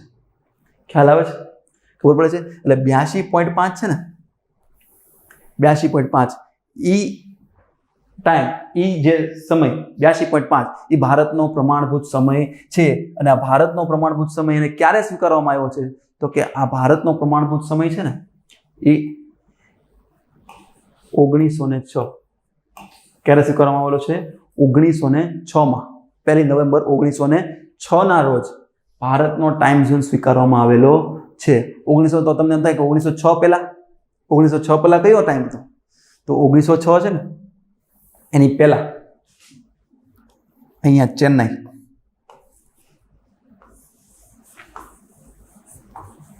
1906 પહેલા આ જે ચેન્નાઈ છે ને એ ચેન્નાઈને અંગ્રેજોએ ચેન્નાઈને ટાઈમ ઝોન નક્કી કર્યો હતો બરાબર અત્યારે આપણે કહીએ છીએ ને કે હાલનું અલ્હાબાદથી ક્યાંથી અલ્હાબાદથી પસાર થાય છે એમ કહીશ ને ત્યારે એમ કહેતા કે ચેન્નાઈથી પસાર થાય છે ક્યાંથી પસાર થાય છે ચેન્નાઈથી ભારતનો ટાઈમ ઝોન ક્યાંથી પસાર થાય ચેન્નાઈથી અને ત્યારે અલ્હાબાદ જે અત્યારે આપણે કહીએ છીએ ત્યારે નૈની હતું ઉત્તર પ્રદેશનું નૈની હતું 1906 ની પહેલા કે નૈનીથી પસાર થતું હતું પણ એનો મેઇન ટાઈમ ઝોન છે અંગ્રેજોએ કયો નક્કી કર્યો હતો ચેન્નાઈ નક્કી કર્યો હતો અને એટલે જ ઈસ્ટ ઇન્ડિયા કંપની વાળા છે એ કલકત્તાથી ક્યાં પહોંચી ગયા હતા ચેન્નાઈ પહોંચી ગયા હતા ઈસ્ટ ઇન્ડિયા કંપનીવાળા કલકત્તાથી ચેન્નઈ પહોંચી ગયા. ચેન્નઈ પહોંચી અને ટાઈમ ઝોન નક્કી ચેન્નઈ ટાઈમ ઝોન નક્કી કરેલો છે. અત્યારે તમને એક વસ્તુ ક્લિયર કરી દઉં કે હાલ અત્યારનો જે ટાઈમ ઝોન છે એ અલ્હાબાદ આપણે કહીએ છીએ અને આ લોકો સાચું રાખે છે, પણ ખરેખર અલ્હાબાદથી પસાર થતું નથી. ક્યાંથી પસાર થાય છે ખબર છે? અલ્હાબાદની પૂર્વમાંથી પસાર થાય છે. અને અલ્હાબાદની પૂર્વમાંથી કઈ જગ્યાએથી પસાર થાય છે? તો કે અલ્હાબાદની પૂર્વમાંથી મિર્ઝાપુર નામનું ગામ છે, ત્યાં એક ચોક છે અમરાવતી ચોક. એ ચોક છે અમરાવતી ચોક છે. આ અમરાવતી ચોક એ જ ભારતનો સ્ટાન્ડર્ડ ટાઈમ છે અને ત્યાં જ એક લોગો પણ મારી દીધો છે, IST ઇન્ડિયન સ્ટાન્ડર્ડ ટાઈમ. આવો લોગો મારી દીધેલો છે. હવે મારે ચર્ચા કરવી છે લોકલ ટાઈમ અને સ્ટાન્ડર્ડ ટાઈમ. શેની ચર્ચા કરવી છે? લોકલ ટાઈમ અને સ્ટાન્ડર્ડ ટાઈમ એની ચર્ચા કરવી છે કે ભાઈ લોકલ ટાઈમ કોને કહેવાય અને સ્ટાન્ડર્ડ ટાઈમ કોને કહેવાય. તો સ્ટાન્ડર્ડ ટાઈમ તો તમે સમજી ગયા કે ભાઈ આ સ્ટાન્ડર્ડ ટાઈમ છે, પણ લોકલ ટાઈમ કોને કહેવાય? તો કે આપણી પ્રકૃતિ જે કાર્ય કરે છે એને લોકલ ટાઈમ કહેવાય. એટલે કે સૂર્યોદય થાય એટલે પક્ષીઓનું કલરવ હમણાં મળે. જે સજ્જન પુરુષ છે એ ઉઠી જાય છે, બરાબર. આને શું કહેવાય છે? લોકલ ટાઈમ કહેવાય છે.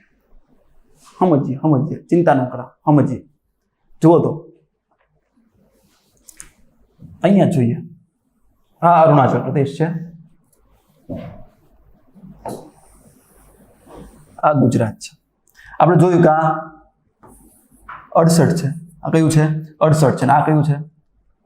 તો કે 97. આ કયું છે? 97 છે.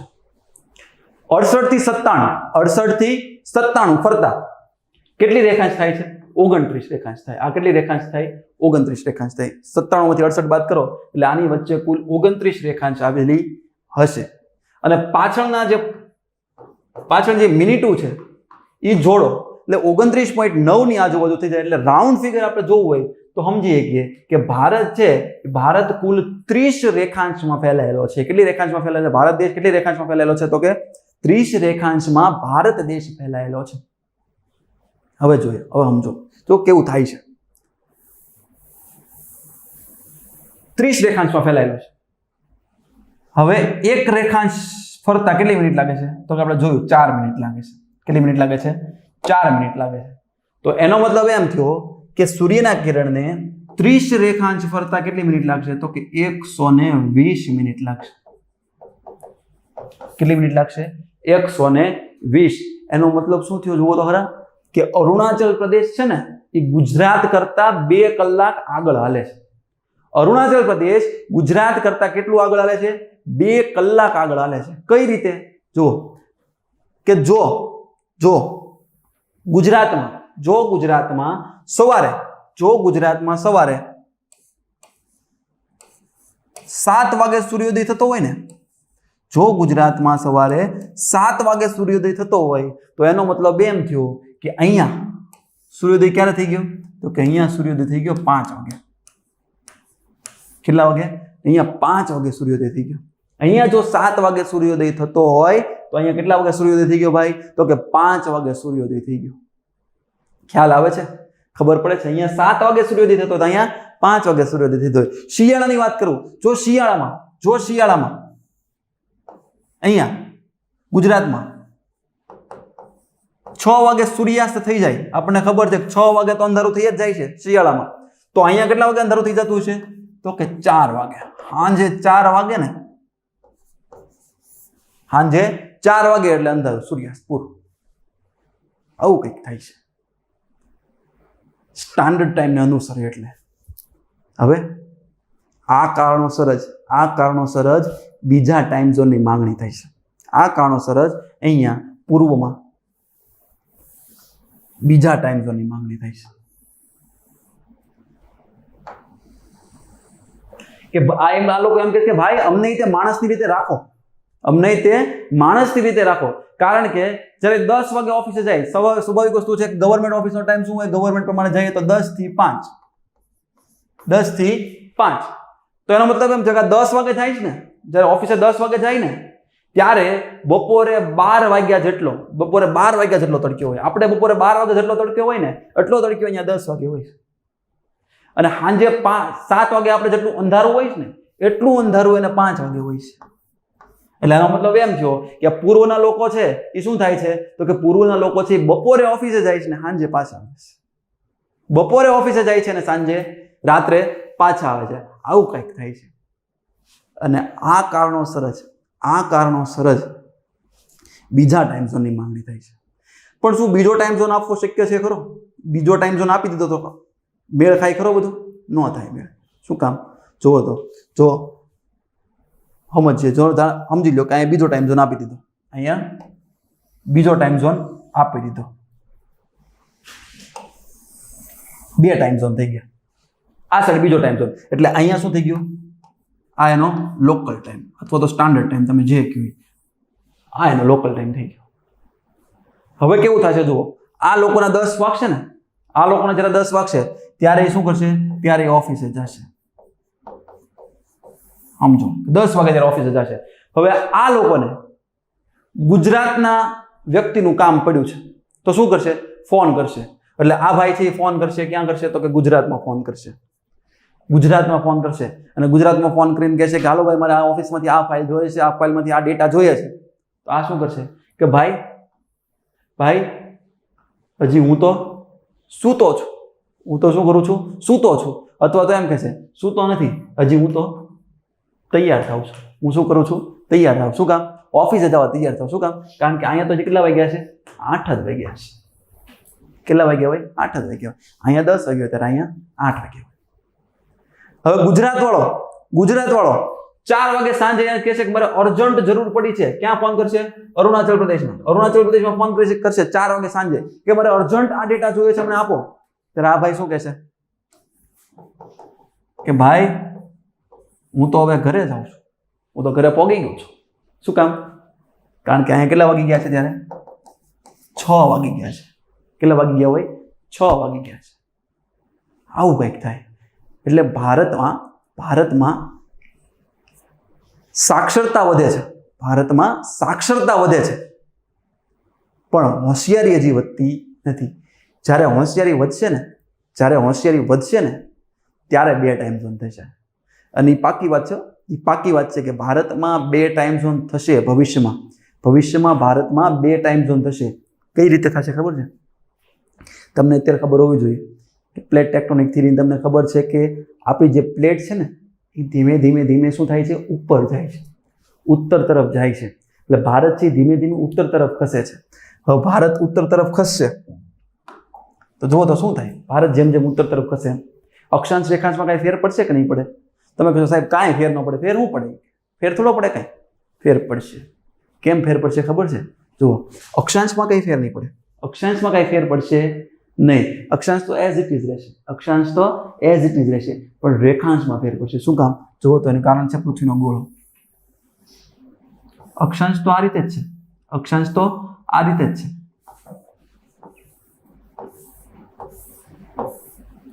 આમ કાંઈ ફેર પડશે નહીં. પણ જેમ ઉપર જશે ને એમ રેખાંશની સંખ્યા શું થશે? વધતી જશે. શું કામ? કારણ કે જેમ તમે ઉપર જાઓ એમ રેખાંશ કેવી થતી જાય છે? સાંકડી થતી જાય છે. સાંકડી થતી જશે. એટલે અત્યારે ભારત આ રીતે છે આમ, પણ જેમ ઉપર જશે એમ આ રીતે થશે. એટલે જેમ ઉપર જશે એમ રેખાંશની સંખ્યા વધશે. તમે મેપની અંદર જોજો, જેમ ઉપર જશે ને એમ રેખાંશની સંખ્યા વધતી જશે. આ કારણોસર જ રશિયામાં 11 ટાઈમ ઝોન છે. બીજું કોઈ કારણ નથી. આ રેખાંશની સંખ્યા ઉપર છે અને એટલે જ રેખાંશની સંખ્યા વધારે છે અને એટલે જ ત્યાં ટાઈમ ઝોન પણ વધારે છે. રશિયામાં કેટલા ટાઈમ ઝોન છે? 11 ટાઈમ ઝોન છે. ભારતમાં 1 ટાઈમ ઝોન છે ને, એમ રશિયામાં 11. એનો મતલબ એમ થયો કે રશિયાના અલગ જગ્યાએ 11 ટાઈમ છે. એટલે ધારી લો કે ભારતમાં એ રીતે હોય તો શું થાય? તો કે પંજાબમાં 2 વાગ્યા હોય, ગુજરાતમાં 3 વાગ્યા હોય, પાછું અરુણાચલ પ્રદેશમાં 1 વાગ્યા હોય. આવું કંઈક થાય. બસ રશિયામાં આવું જ છે. સમજણ પડે છે? ખ્યાલ આવે છે? સરસ. ચાલો, તો ભારતમાં બીજા ટાઈમ ઝોનની માંગણી છે, પણ ભારતમાં હાલ બીજો ટાઈમ ઝોન શક્ય નથી, કારણ કે જેથી ભારતની પ્રજા હોશિયાર થઈ જશે તેથી ભારત છે થોડુંક ઊંચું આવી જશે, ત્યારે ઓલરેડી ઓટોમેટિક એને ટાઈમ ઝોન છે એ બીજો મળી જશે. ક્લિયર વસ્તુ થઈ? ઓકે, નેક્સ્ટ ચર્ચા કરીએ મિત્રો. હવે સમજવું છે IDL એટલે કે ઇન્ટરનેશનલ ડેટ લાઇન. શું સમજવું છે? ઇન્ટરનેશનલ ડેટ લાઇન ને સમજવું છે. ઇન્ટરનેશનલ ડેટ લાઇન IDL શું છે? IDL છે એટલે જેમ 0 ડિગ્રી રેખા છે એ ગ્રીનવિચ રેખા છે, ગ્રીનવિચ રેખા છે, એ જ રીતે 180 ડિગ્રી રેખાને શું નામ આપવામાં આવ્યું છે? તો સોરી, નામ આમ તો હું કહી દીધું કે IDL કઈ ડિગ્રી નામ આપવામાં આવ્યું છે? તો કે IDL છે 180 ડિગ્રી નામ આપવામાં આવ્યું છે. કોને નામ આપવામાં આવ્યું છે? 180 ડિગ્રી છે એને IDL નામ આપવામાં આવ્યું છે, ઇન્ટરનેશનલ ડેટ લાઇન. એ થોડુંક લખેલું છે, આપણે જોતા જઈએ. ફેક્ટ બેઝ છે, થોડુંક યાદ રાખજો. આ 180 ડિગ્રી છે ને, 180 ડિગ્રી એટલે કે IDL છે એ પેસિફિક મહાસાગરમાંથી પસાર થાય. ક્યાંથી પસાર થાય છે? પેસિફિક મહાસાગરમાંથી પસાર થાય છે. IDL છે ક્યાંથી પસાર થાય છે ભાઈ? તો કે પેસિફિક મહાસાગરમાંથી પસાર થાય છે, પેસિફિક મહાસાગરમાંથી પસાર થાય.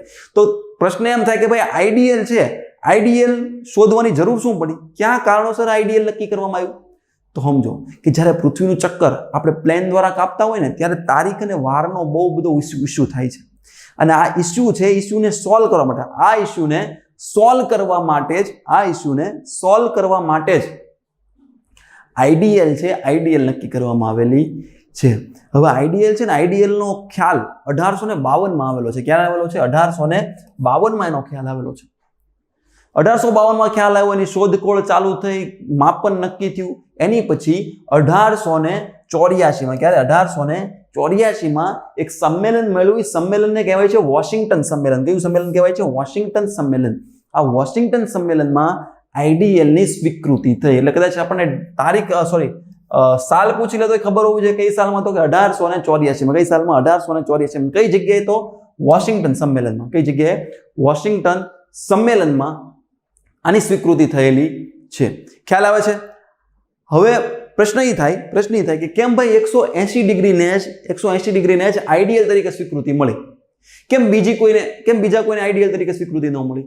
તો એનું કારણ શું છે ખબર? એનું કારણ એ છે કે 180 ડિગ્રી છે ને, 180 ડિગ્રીનો મોટો ભાગ, 180 ડિગ્રીનો મોટો ભાગ છે એ સાગરમાં છે, સમુદ્રમાં છે. માત્ર 2 કે 3 દેશ સિવાય બાકી બધાનો ભાગ છે એ સમુદ્રમાં છે. તો સ્વાભાવિક વસ્તુ છે કે ભાઈ સમુદ્રમાં છે એટલે કોઈ ઇસ્યુ થાય નહીં, લાઈનને આડી અવળી કઈ કરવી નહીં. આ કારણોસર જ 180 ડિગ્રી છે, 180 ડિગ્રીને IDL તરીકે સ્વીકૃતિ મળી. મિત્રો અહીંયા આપણે IDL તરીકે સ્વીકૃતિ મળી, આપણે થોડો કોન્સેપ્ટ અહીંયા ક્લિયર કરવો છે, કોન્સેપ્ટ થોડોક જોવો છે કે ભાઈ કેમ IDL છે. આનો કોન્સેપ્ટ આપણે એવું જોવો છે કે કઈ રીતે આગળ વધતા સમય અને વાર અને તારીખમાં ફેરફાર થાય છે. IDL છે, IDL નો કોન્સેપ્ટ જોવો છે કે કેમ સમય અને વાર ફરે છે. આપણને ખબર છે કે વારંવાર એક્ઝામમાં પૂછાય છે, થોડોક આનો કોન્સેપ્ટ છે એ ક્લિયર કરીએ. જુઓ,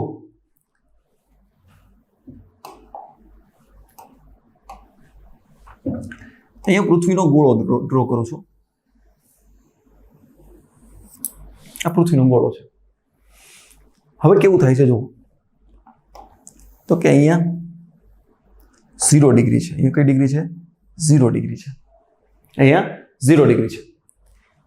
0 ડિગ્રીથી પાછળ જાઓ, 0 ડિગ્રીથી પાછળ જાઓ એટલે કે ભાઈ 15 ડિગ્રી અહીંયા રાખીએ. કઈ રાખીએ? 15 ડિગ્રી. હવે સમજો કે મારે એક પ્લેનમાં આંટો મારવો છે, એટલે હું પ્લેન લઈને પાયલોટ બની ગયો અને પ્લેન લઈને હું 0 ડિગ્રીએ બપોરે 12 વાગે આવી ગયો. કેટલા વાગે આવી ગયો? બપોરે 12 વાગે આવી ગયો. બપોરે 12 વાગે. હવે સૂર્યના કિરણની ઝડપે હું પ્લેન લઈને ચક્કર મારું છું. કોને? તો કે સૂર્યના કિરણની ઝડપે હાલું છું. હવે સૂર્યના કિરણની ઝડપે હાલું એટલે સ્વાભાવિક વસ્તુ છે કે ભાઈ હું ધારો કે પશ્ચિમ દિશામાં હાલું છું. કઈ દિશામાં હાલું છું? પશ્ચિમ દિશામાં હાલું છું. આ પશ્ચિમ દિશામાં હાલું એટલે દર 15 ડિગ્રીએ મારે સમયમાં ફેરફાર થશે કે હા, દર 15 ડિગ્રી સમયમાં ફેરફાર થશે. જો કદાચ સૂર્યની કિરણની ઝડપે ન હાલું અને સાદી રીતે હાલું તોય ફેરફાર થાય. હો ભાઈ, તોય ફેરફાર થાય. જે 1 કલાકનો થતો હતો એની બદલે કદાચ ઓછો થાય. ઓલું 1 મિનિટની અંદર 28 કિલોમીટર હાલતો હતો તો પ્લેન 1 મિનિટની અંદર કદાચ 15-20 કિલોમીટર 25 કિલોમીટર હાલે અથવા વધારે હાલે. 28 કિલોમીટરથી વધારે પ્લેન હાલવા વાળા છે. બરાબર, ઓકે. જો એટલે દર 15 ડિગ્રી ફેરફાર થવાનો છે. હવે હું શું કરીશ તો કે હું એવું કરીશ કે મારી ઘડિયાળ છે એમાં દર 15 ડિગ્રી ફરવું ને સમય ફેરવી નાખું, એવું કરીશ? એવું નહીં કરું. એવું કરે તો માણસ ગાંડું ગણે, ભાઈ એવું કેમ કરે છે આ? બરાબર, આ શું કરે છે એવું કે. એટલે આપણે કઈ 15 ડિગ્રી ચેન્જ કરશું નહીં. શું કામ? કારણ કે મારે તો આખું પૃથ્વીનું ચક્કર ફરવું છે. એટલે મને તો ખબર રહેવી જોઈએ ને ક્યાંથી શું થાય છે. એટલે દર 15 ડિગ્રી સમય ફરશે. હવે જો ધીમે ધીમે આગળ વધશું, 15 ડિગ્રીનું 30 ડિગ્રી થશે, 30નું પછી 45 થશે, પછી 90 થશે, 90ની પાછળ જશું. બરાબર, એમ કરતા ક્યાં પહોંચીશું તો કે હું એમ કરતા 180 ડિગ્રીએ પહોંચી જશે. કઈ જગ્યાએ પહોંચી જશે? 180 ડિગ્રીએ પહોંચી જશે. જેવો 180 ડિગ્રીએ પહોંચ્યો ત્યારે અહીંયા શું હશે તો કે અહીંયા હશે કેટલા વાગ્યા હશે તો કે રાતના 12 થઈ ગયા છે. કેટલા વાગ્યા છે? રાતના 12 થઈ ગયા છે. 12 AM નીકળ્યો હતો અને 180 ડિગ્રી ફર્યો, 180 ડિગ્રી ફર્યો એટલે 12 PM થઈ જશે. એટલે 12 PM થઈ જશે. એનો મતલબ એમ થયો કે 12 PM પછી હું આગળ વધું એટલે વારમાં ફેરફાર થશે. વારમાં શું થશે? ફેરફાર થશે. તો કે વારમાં કેવો ફેરફાર થશે? જુઓ તો અહીંયા આપણે એક લાઈન ડ્રો કરી નાખીએ. વારમાં કેવો? આ પશ્ચિમ દિશા છે, આ પશ્ચિમ દિશા છે, આ પૂર્વ દિશા છે.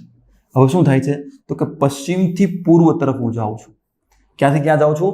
પશ્ચિમ દિશાથી પૂર્વ દિશા તરફ જાઉં છું. પશ્ચિમ દિશાથી પૂર્વ દિશા તરફ જાઉં છું.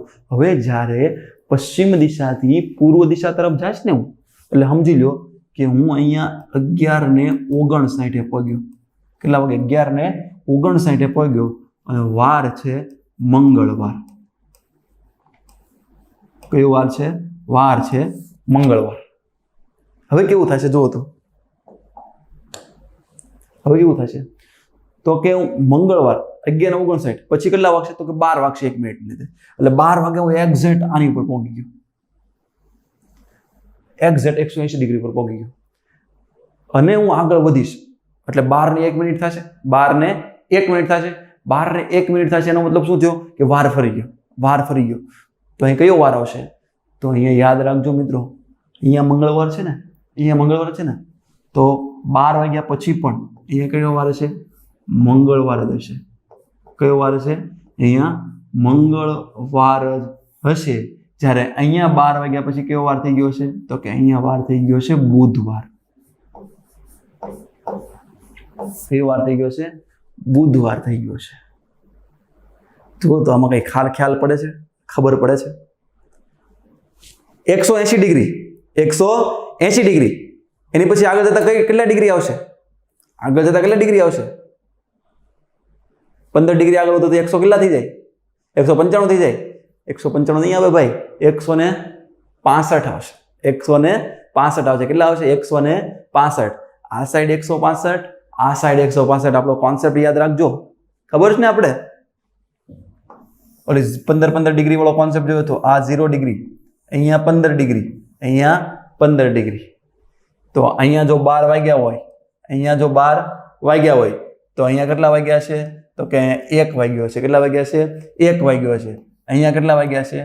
11 વાગ્યા છે. અહીંયા 11 વાગ્યા. શું કામ? અહીંયા 30 ડિગ્રીનો ફેર પડી ગયો, 30 ડિગ્રીનો ફેર પડી ગયો. બસ આવું જ કંઈક અહીંયા થાય છે. 180 ડિગ્રી પછી કેટલા ડિગ્રી આવશે?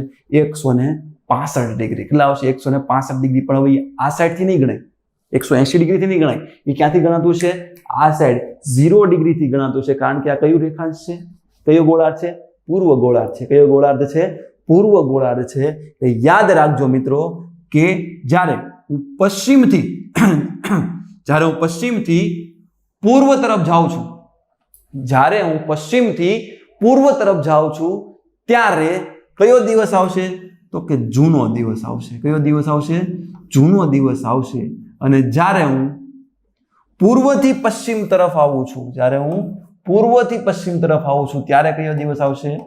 ન્યૂ ડે આવશે, નવો દિવસ આવશે.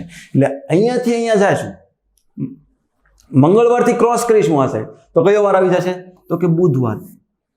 એઝ યુઝ્યુઅલ રાબેતા મુજબ આવશે.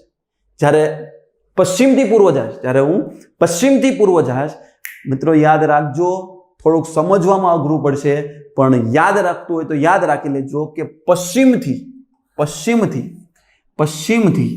પૂર્વ તરફ જાઓ, પશ્ચિમથી હું પૂર્વ તરફ જાઉં ત્યારે શું થશે? તો કે જૂનો દિવસ આવશે. કયો દિવસ આવશે? જૂનો દિવસ આવશે. કયો દિવસ આવશે? જૂનો. પશ્ચિમથી પૂર્વ તરફ જશું ત્યારે જૂનો દિવસ આવશે. જ્યારે પૂર્વમાંથી પશ્ચિમ તરફ આવશું ત્યારે રાબેતા મુજબ નવો દિવસ આવી જશે. કયો દિવસ આવશે? નવો દિવસ આવશે. પૂર્વથી પશ્ચિમમાં રાબેતા મુજબ આવશે, પશ્ચિમથી પૂર્વમાં એઝ ઇટ ઇઝ જૂનો દિવસ છે એનો એ રહેશે. એટલી આ વસ્તુ યાદ રાખજો. ફરીવાર કંઈક નવી રીતે ટ્રાય કરીએ આપણે. પશ્ચિમથી પૂર્વ તો કયો દિવસ આવશે? જૂનો. કયો દિવસ આવશે? જૂનો. અને પૂર્વથી પશ્ચિમ તો કયો આવશે? નવો. પૂર્વથી પશ્ચિમ તો કયો આવશે? નવો. પશ્ચિમથી પૂર્વ જશું તો જૂનો દિવસ, પશ્ચિમથી પૂર્વ જશું તો જૂનો, અને પૂર્વથી પશ્ચિમ આવશું તો કયો દિવસ આવશે? તો કે નવો દિવસ આવશે. ક્લિયર થાય છે? આટલું એક ખાલી એક એરો યાદ રાખી લેજો. 2 4 5 વાર 7 વાર 8 વાર 10 લખી નાખજો પણ માર્ક ન જવા દેતા નહીં. સમજણ પડે છે? ઓકે, ચલો નેક્સ્ટ સમજીએ કે ભાઈ લાઈન ડ્રો કરી નાખી, આઈડિયલ સમજી લીધું. લાઈન ડ્રો કરી નાખી અને આઈડિયલ સમજી લીધું. હવે સમજવું છે કે આ આઈડિયલ છે ને, ઇન્ટરનેશનલ ડેડલાઇન ઘણી બધી જગ્યાએ ઝિગઝેગ ફોર્મમાં છે. કેવા ફોર્મમાં છે? તો કે ભાઈ ઝિગઝેગ ફોર્મમાં છે. કેવા ફોર્મમાં છે? ઝિગઝેગ એટલે આ રીતે જો અહીં છે જ, આને ઝિગઝેગ કહેવાય. આવી રીતે ઝેડ બનતું અને ઝિગઝેગ લાઈન કહેવાય. કેવી લાઈન કહેવાય? ઝિગઝેગ. હવે આ ઝિગઝેગ લાઈન પાછળનું કારણ શું? ઝિગઝેગ લાઈન પાછળનું કારણ શું? તો એનું પાછળનું કારણ જો તમને સમજાવું કે આ જે છે ને, જો ઝિગઝેગ ન હોત તો આ સીધી આ રીતે હોત. કઈ રીતે હોત? આ રીતે સીધી હોત. આ સાઇબેરિયા છે. કયું છે? સાઇબેરિયા. જો તો કેવું થાય આમાં કેવું થાય? જોવો તો અહીંયા જો સોમવાર હોત, અહીંયા જો સોમવાર હોત તો આ જે સાઇબેરિયાનો ભાગ દેખાય છે ત્યાં કયો વાર હોત? તો કે ત્યાં રવિવાર હોત. કયો વાર હોત? રવિવાર હોત. આટલા ભાગ જે દેખાય છે એમાં રવિવાર હોત. તો શું થાત કે આટલામાં રજા હોત અને આટલામાં સ્કૂલ હોત. આવું થાય કે ન થાય? આવું થાય. આ કારણોસર જ નક્કી કરવામાં આવ્યું કે કોઈ દેશ આવતો હોય ને ત્યાં શું કરવું? તો કે ત્યાં છે એ લાઈનને થોડીક ઝિગઝેગ ફોર્મ, થોડીક વળાંક વાળવી. આ કારણોસર જ અહીંયા જ વળાંક વાળવામાં આવી છે. આ જે વળાંક વાળવામાં આવી છે ને એનું નામ છે સાઇબેરિયા. શું નામ છે? સાઇબેરિયા. અને અહીંયા છે ને એ છે અલાસ્કા. શું નામ છે? અલાસ્કા. સાઇબેરિયા અને અલાસ્કા. એટલે સાઇબેરિયા છે એક હારે રહે અને અલાસ્કાથી અલગ પડી જાય. સાઇબેરિયા એકનું એક જ રહે અને અલાસ્કાથી અલગ પડી જાય. આ કારણોસર અહીંયા પૂર્વ તરફ, અહીંયા લાઈન છે એ પૂર્વ તરફ વાળવામાં આવેલી છે. કઈ દિશામાં વાળવામાં આવી છે? પૂર્વ તરફ વાળવામાં આવી છે. અહીંયા હજી યાદ રાખજો કે સૌ પ્રથમવાર આઈડીએલ ને કઈ અક્ષાંશ ઉપર વાળવામાં આવી, એમ પૂછી દીધું તો કઈ અક્ષાંશ ઉપર વાળવામાં આવી તો યાદ રાખજો 75 ડિગ્રી ઉત્તર અક્ષાંશ પર. કઈ જગ્યાએ? 75 ડિગ્રી ઉત્તર અક્ષાંશ પર સૌ પ્રથમવાર વાળવામાં આવેલી છે. 75 ડિગ્રી અક્ષાંશ ઉપર સૌ પ્રથમવાર વાળવામાં આવેલી છે. આ ઉપરાંત બીજી કઈ જગ્યાએ વાળવામાં આવેલી છે? તો કે બીજી છે અહીંયા એક સાગર છે. એ સાગરનું નામ છે બેરિંગ સાગર. કયો સાગર છે? બેરિંગ સાગર છે. આ બેરિંગ સાગરમાં પણ વાળવામાં આવેલી છે. બેરિંગ સાગરમાં પણ વાળવામાં આવી છે.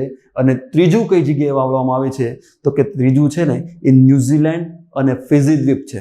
ન્યુઝીલેન્ડ અને આ સાઈડ જો ન્યુઝીલેન્ડ અને ફિજી દ્વીપ છે ત્યાં પણ પૂર્વ તરફ વાળવામાં આવે છે. શું કામ? એનું કારણ એ છે કે ન્યુઝીલેન્ડ અને ફિજી દ્વીપ છે એ બધા એક સાથે રહે. આ કારણોસર જ પૂર્વ તરફ વાળવામાં આવેલી છે. એટલે 3 વાર વાળવામાં આવી. ખબર પડી? ક્યાં? એક સાઇબેરિયા અને અલાસ્કા અલગ રહે. એક સાઇબેરિયા અને અલાસ્કા શું થાય? અલગ રહે એટલે.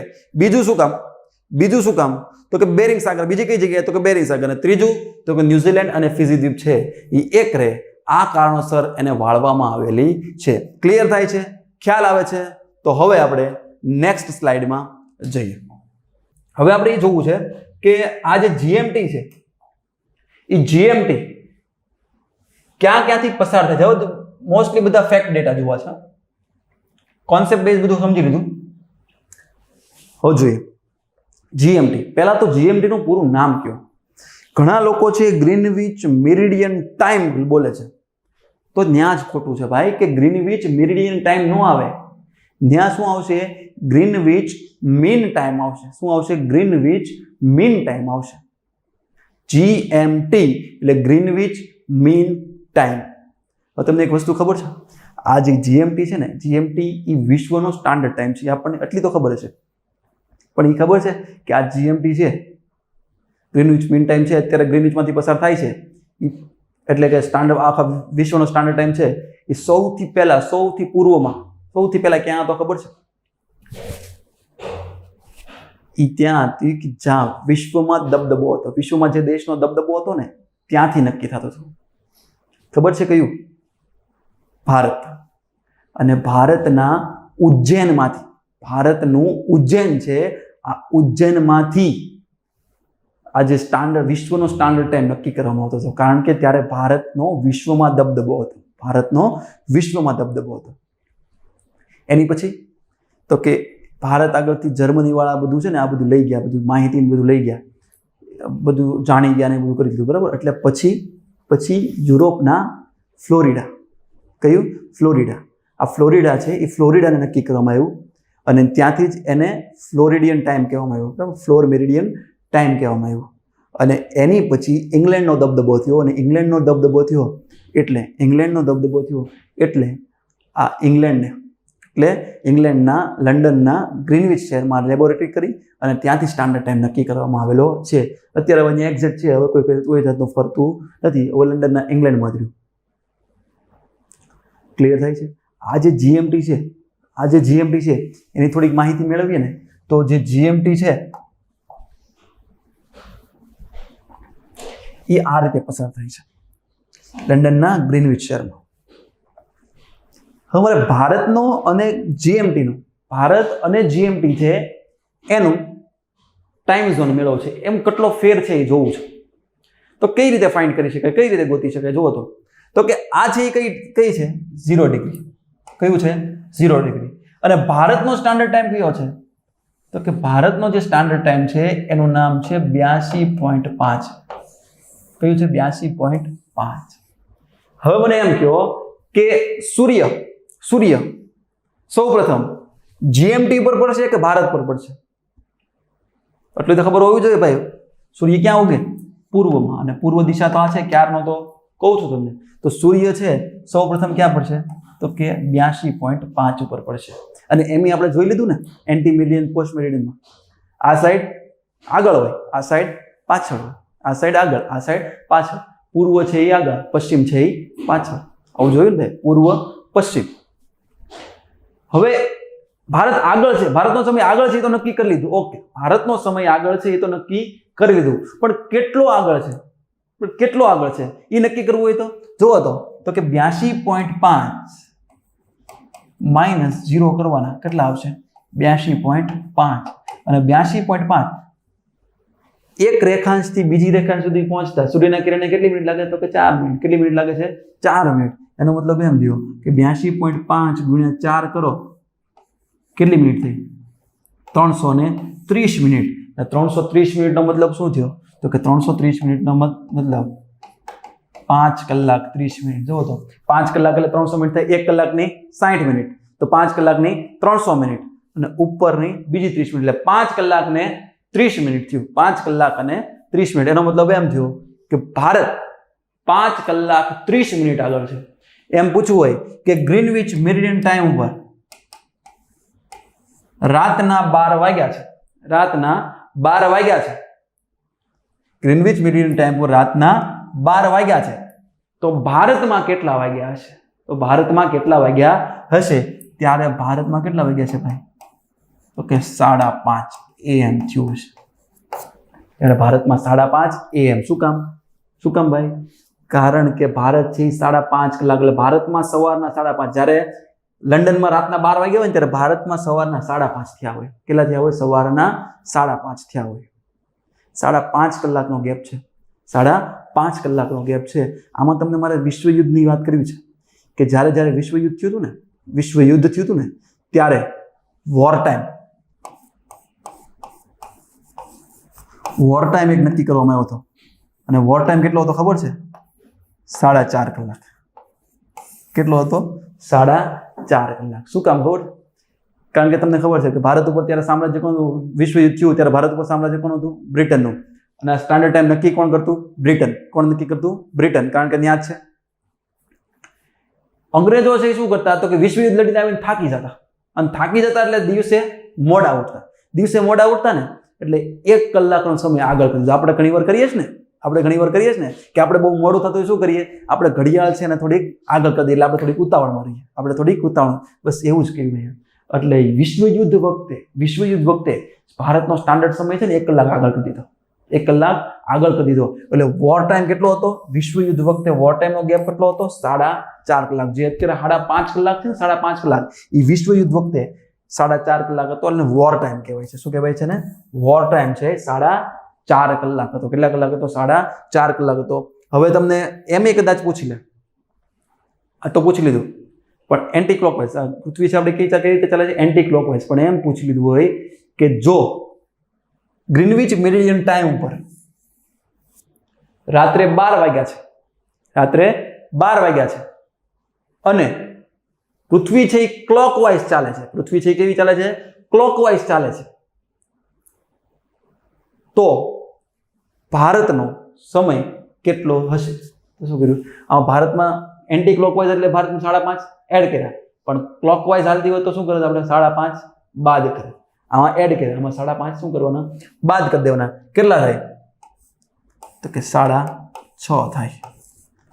6:30 વાગ્યા હોય, સાંજના 6:30. જો ક્લોકવાઇઝ હાલતી હોય તો સાંજના 6:30 થયા હોય. ક્લિયર થાય છે? ખબર પડે છે? બરાબર. આ વસ્તુ હતી જીએમટી અને ભારતની સાથે સરખામણી કરી આપણે. હવે આપણે થોડીક માહિતી, થોડાક ફેક્ચ્યુઅલ ડેટા મેળવી લઈએ કે જીએમટી છે, જીએમટી ક્યાંથી પસાર થાય છે. તો જીએમટી જેમ અક્ષાંશ રેખાંશની 3 ઋત હતી, 3 ખંડમાંથી પસાર થતી હતી, એ જ રીતે જીએમટી છે, જીએમટી પણ કેટલા ખંડમાંથી પસાર થાય છે? 3 ખંડમાંથી પસાર થાય. કયા 3 ખંડ? તો કે એક છે યુરોપ. કયું છે? યુરોપ. અને એઝ યુઝ્યુઅલ આપણું આ તો બધી જગ્યાએ હોય તે આફ્રિકા, જ્યાં હોય ને કર્કવૃતમાં હોય, વિષુવવૃત્તમાં હોય, મકરવૃત્તમાં હોય, જીએમટીમાં છે. અને ત્રીજું નીચે સૌથી નીચે ખંડ છે એ એન્ટાર્કટિકા. કયો છે? એન્ટાર્કટિકા. એટલે ત્રણ ખંડમાંથી, કેટલા ખંડમાંથી? 3 ખંડમાંથી જીએમટી પસાર થાય. કયા 3 ખંડ? Europe, Africa, Antarctica. Europe, Africa, Antarctica. આ 3 ખંડ છે. 3 ખંડમાંથી પસાર થાય છે. આગળ એ જોવું છે કે કયા દેશમાંથી પસાર થાય છે. કયા દેશમાંથી પસાર થાય છે. જો અહીંયા વર્લ્ડ મેપ તમને દેખાય છે. કયા દેશમાંથી પસાર થાય જુઓ તો યુરોપ છે, જે ઉપરનું યુરોપ છે. આ યુરોપમાં યુકે, ફ્રાન્સ અને સ્પેન. યુકે, ફ્રાન્સ અને સ્પેન. યુકે, ફ્રાન્સ અને સ્પેનમાંથી પસાર થાય. યુકે, ફ્રાન્સ અને સ્પેન. યુરોપના કેટલા દેશ? 3. કયા? UK, France, Spain. UK, France, સ્પેનમાંથી પસાર થાય. આ ઉપરાંત આફ્રિકાના, તો કે આફ્રિકાનું અલ્જીરિયા, માલી, બુર્કિના ફાસો, ટોંગો, ગાના અને ઘાના. ફરીવાર બોલો તો કયા આવશે? અલ્જીરિયા, માલી, બુર્કિના ફાસો, ટોંગો, ઘાના. ફરીવાર કયો? અલ્જીરિયા, માલી, બુર્કિના ફાસો, ટોંગો, ઘાના. છેલ્લી વાર બોલી જાઓ. અલ્જીરિયા, માલી, બુર્કિના ફાસો, ટોંગો, ઘાના. કેટલા થયા? 5. કેટલા થયા? 5. એટલે 5 + 3 એટલે કુલ કેટલા દેશ થયા? 8 દેશમાંથી પસાર થાય છે. અને નીચે એક ખંડ આવી ગયો આપણો, કયો થયો ઈ એન્ટાર્કટિકા. કયો થયો કયો એન્ટાર્કટિકા. આ રીતે કંઈક જીએમટી છે એ પસાર થાય છે. UK France Spain, UK France Spain, UK France Spain, અલ્જીરિયા, માલી, બુર્કિના ફાસો, ટોંગો અને ગાના. આ રીતે જીએમટી છે એ પસાર થાય છે. આવડશે? ન આવડે તો 2 વાર 4 વાર 5 વાર 7 વાર 8 વાર 10 વાર જેટલી વાર બોલવું પડે એટલી વાર બોલી જવાનું, પણ પાકું કરી લેવાનું. પણ પાકું છે એ કરી લેવાનું. ઓકે, આગળ ચેક કરીએ કે ભાઈ આ જે જીએમટી છે એ એટલામાંથી પસાર થઈ ગઈ, પણ ભારતનો જે સ્ટાન્ડર્ડ ટાઈમ છે આઈએસટી ઈ કયા કયા રાજ્યોમાંથી પસાર થાય છે? કયા કયા રાજ્યમાંથી પસાર થાય? જુઓ તો કયો તો મને. તો કે ભાઈ સોરી,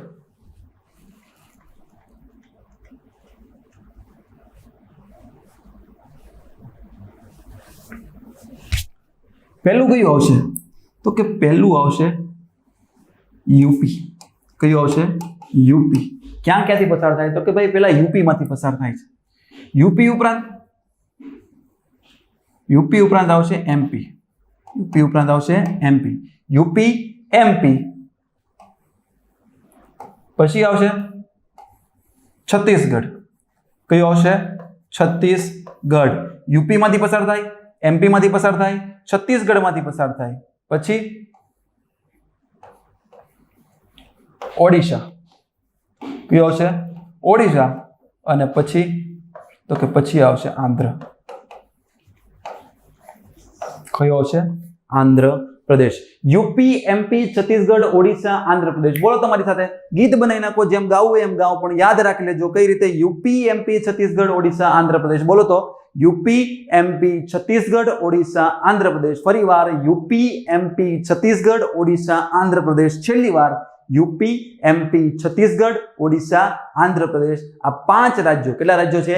5 રાજ્યો છે. 5 રાજ્યોમાંથી ભારતનો પ્રમાણભૂત સમય રેખા પસાર થાય છે. અને ભારતનો પ્રમાણભૂત સમય ક્યાંથી નક્કી થાય છે? તો કે ભારતનો પ્રમાણભૂત સમય ઉત્તર પ્રદેશના મિર્ઝાપુર. ઉત્તર પ્રદેશના મિર્ઝાપુર છે. અને મિર્ઝાપુરના કયા ચોકમાંથી? તો કે અમરાવતી ચોક. અમરાવતી ચોક. આ અમરાવતી ચોક છે ત્યાંથી ભારતનો પ્રમાણભૂત સમય નક્કી થાય છે. ખ્યાલ આવે છે કે નથી આવતો? હા કે ના? અને ભારતનો પ્રમાણભૂત સમય છે ક્યારે નક્કી થયો? ક્યારે નક્કી કરવામાં આવ્યો? તો કે 1906 માં. ક્યારે નક્કી કરવામાં આવેલો છે? 1906 માં ભારતનો પ્રમાણભૂત સમય નક્કી કરવામાં આવેલો છે. હવે આપણે ચેક ઈ કરવું છે કે જીએમટી અને કર્કવૃત, વિષુવવૃત, મકરવૃત ક્યાં મળે છે? જીએમટી ની સાથે કર્કવૃત, વિષુવવૃત અને મકરવૃત ક્યાં મળે છે? કારણ કે છેલ્લું છે, last but not the least. બહુ બધી વાર પૂછાઈ ચૂકેલું છે અને ભવિષ્યમાં પૂછાશે. યાદ રાખી લેજો, ઉતાવળા ન થતા વિડીયો બંધ કરવામાં. ઘણું બધું આપણે સાંભળ્યું છે, જોવા મળ્યું છે, જાણવા મળ્યું છે. છેલ્લો ફેક્ટ યાદ રાખી લઈએ. પહેલી વસ્તુ જુઓ કે જીએમટી અને વિષુવવૃત એટલે કે 0 ડિગ્રી રેખાંશ અને 0 ડિગ્રી અક્ષાંશ. 0 ડિગ્રી રેખાંશ અને 0 ડિગ્રી અક્ષાંશ છે કઈ જગ્યાએ મળે છે?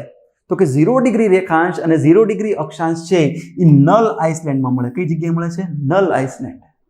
તમને કહેશો નલ આઇસલેન્ડ ક્યાં આવ્યો? તો એક ખાડીમાં આવેલો છે. એ ખાડીનું નામ છે ગિની ખાડી. કઈ ખાડી છે? ગિની ખાડી. નલ આઇસલેન્ડ, ગિની ખાડી. મહાસાગર પૂછો હોય તો એટલાન્ટિક મહાસાગર. કયો મહાસાગર? એટલાન્ટિક મહાસાગર.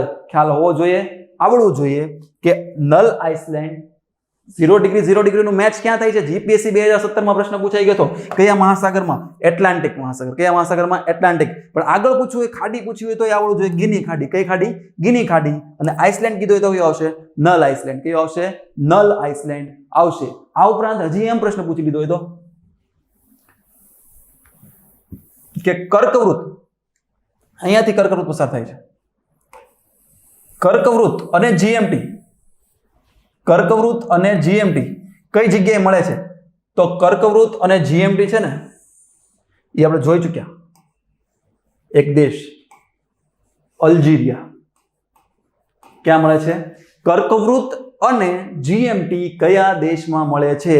આફ્રિકાનું અલ્જીરિયા. કયું આવશે? અલ્જીરિયાની અંદર જીએમટી અને કર્કવૃત મળે છે. આ ઉપરાંત એમ પૂછી લીધું કે મકરવૃત અને જીએમટી કઈ જગ્યાએ મળે છે? તો મકરવૃત અને જીએમટીમાં એક જ વસ્તુ યાદ રાખવાની છે, એટલાન્ટિક મહાસાગર. કયો મહાસાગર યાદ રાખવાનો? એટલાન્ટિક મહાસાગર છે. આ એટલાન્ટિક મહાસાગરની અંદર આ જીએમટી અને મકરવૃત છે એ મળે છે. તો ક્લિયર થઈ ગયું, ખ્યાલ આવી ગયો. તો આટલી વસ્તુ છે આપણે ભણ્યા. ઘણી બધી લગભગ મોસ્ટલી વસ્તુ રેખાંશનો આખો કોન્સેપ્ટ છે તમને લોકોને ક્લિયર કરાવી દીધો. તો મિત્રો આજના દિવસ પૂરતું એટલું રાખીએ છીએ. નવા ટોપિક સાથે ફરીવાર મળશું. જય હિન્દ, જય ભારત.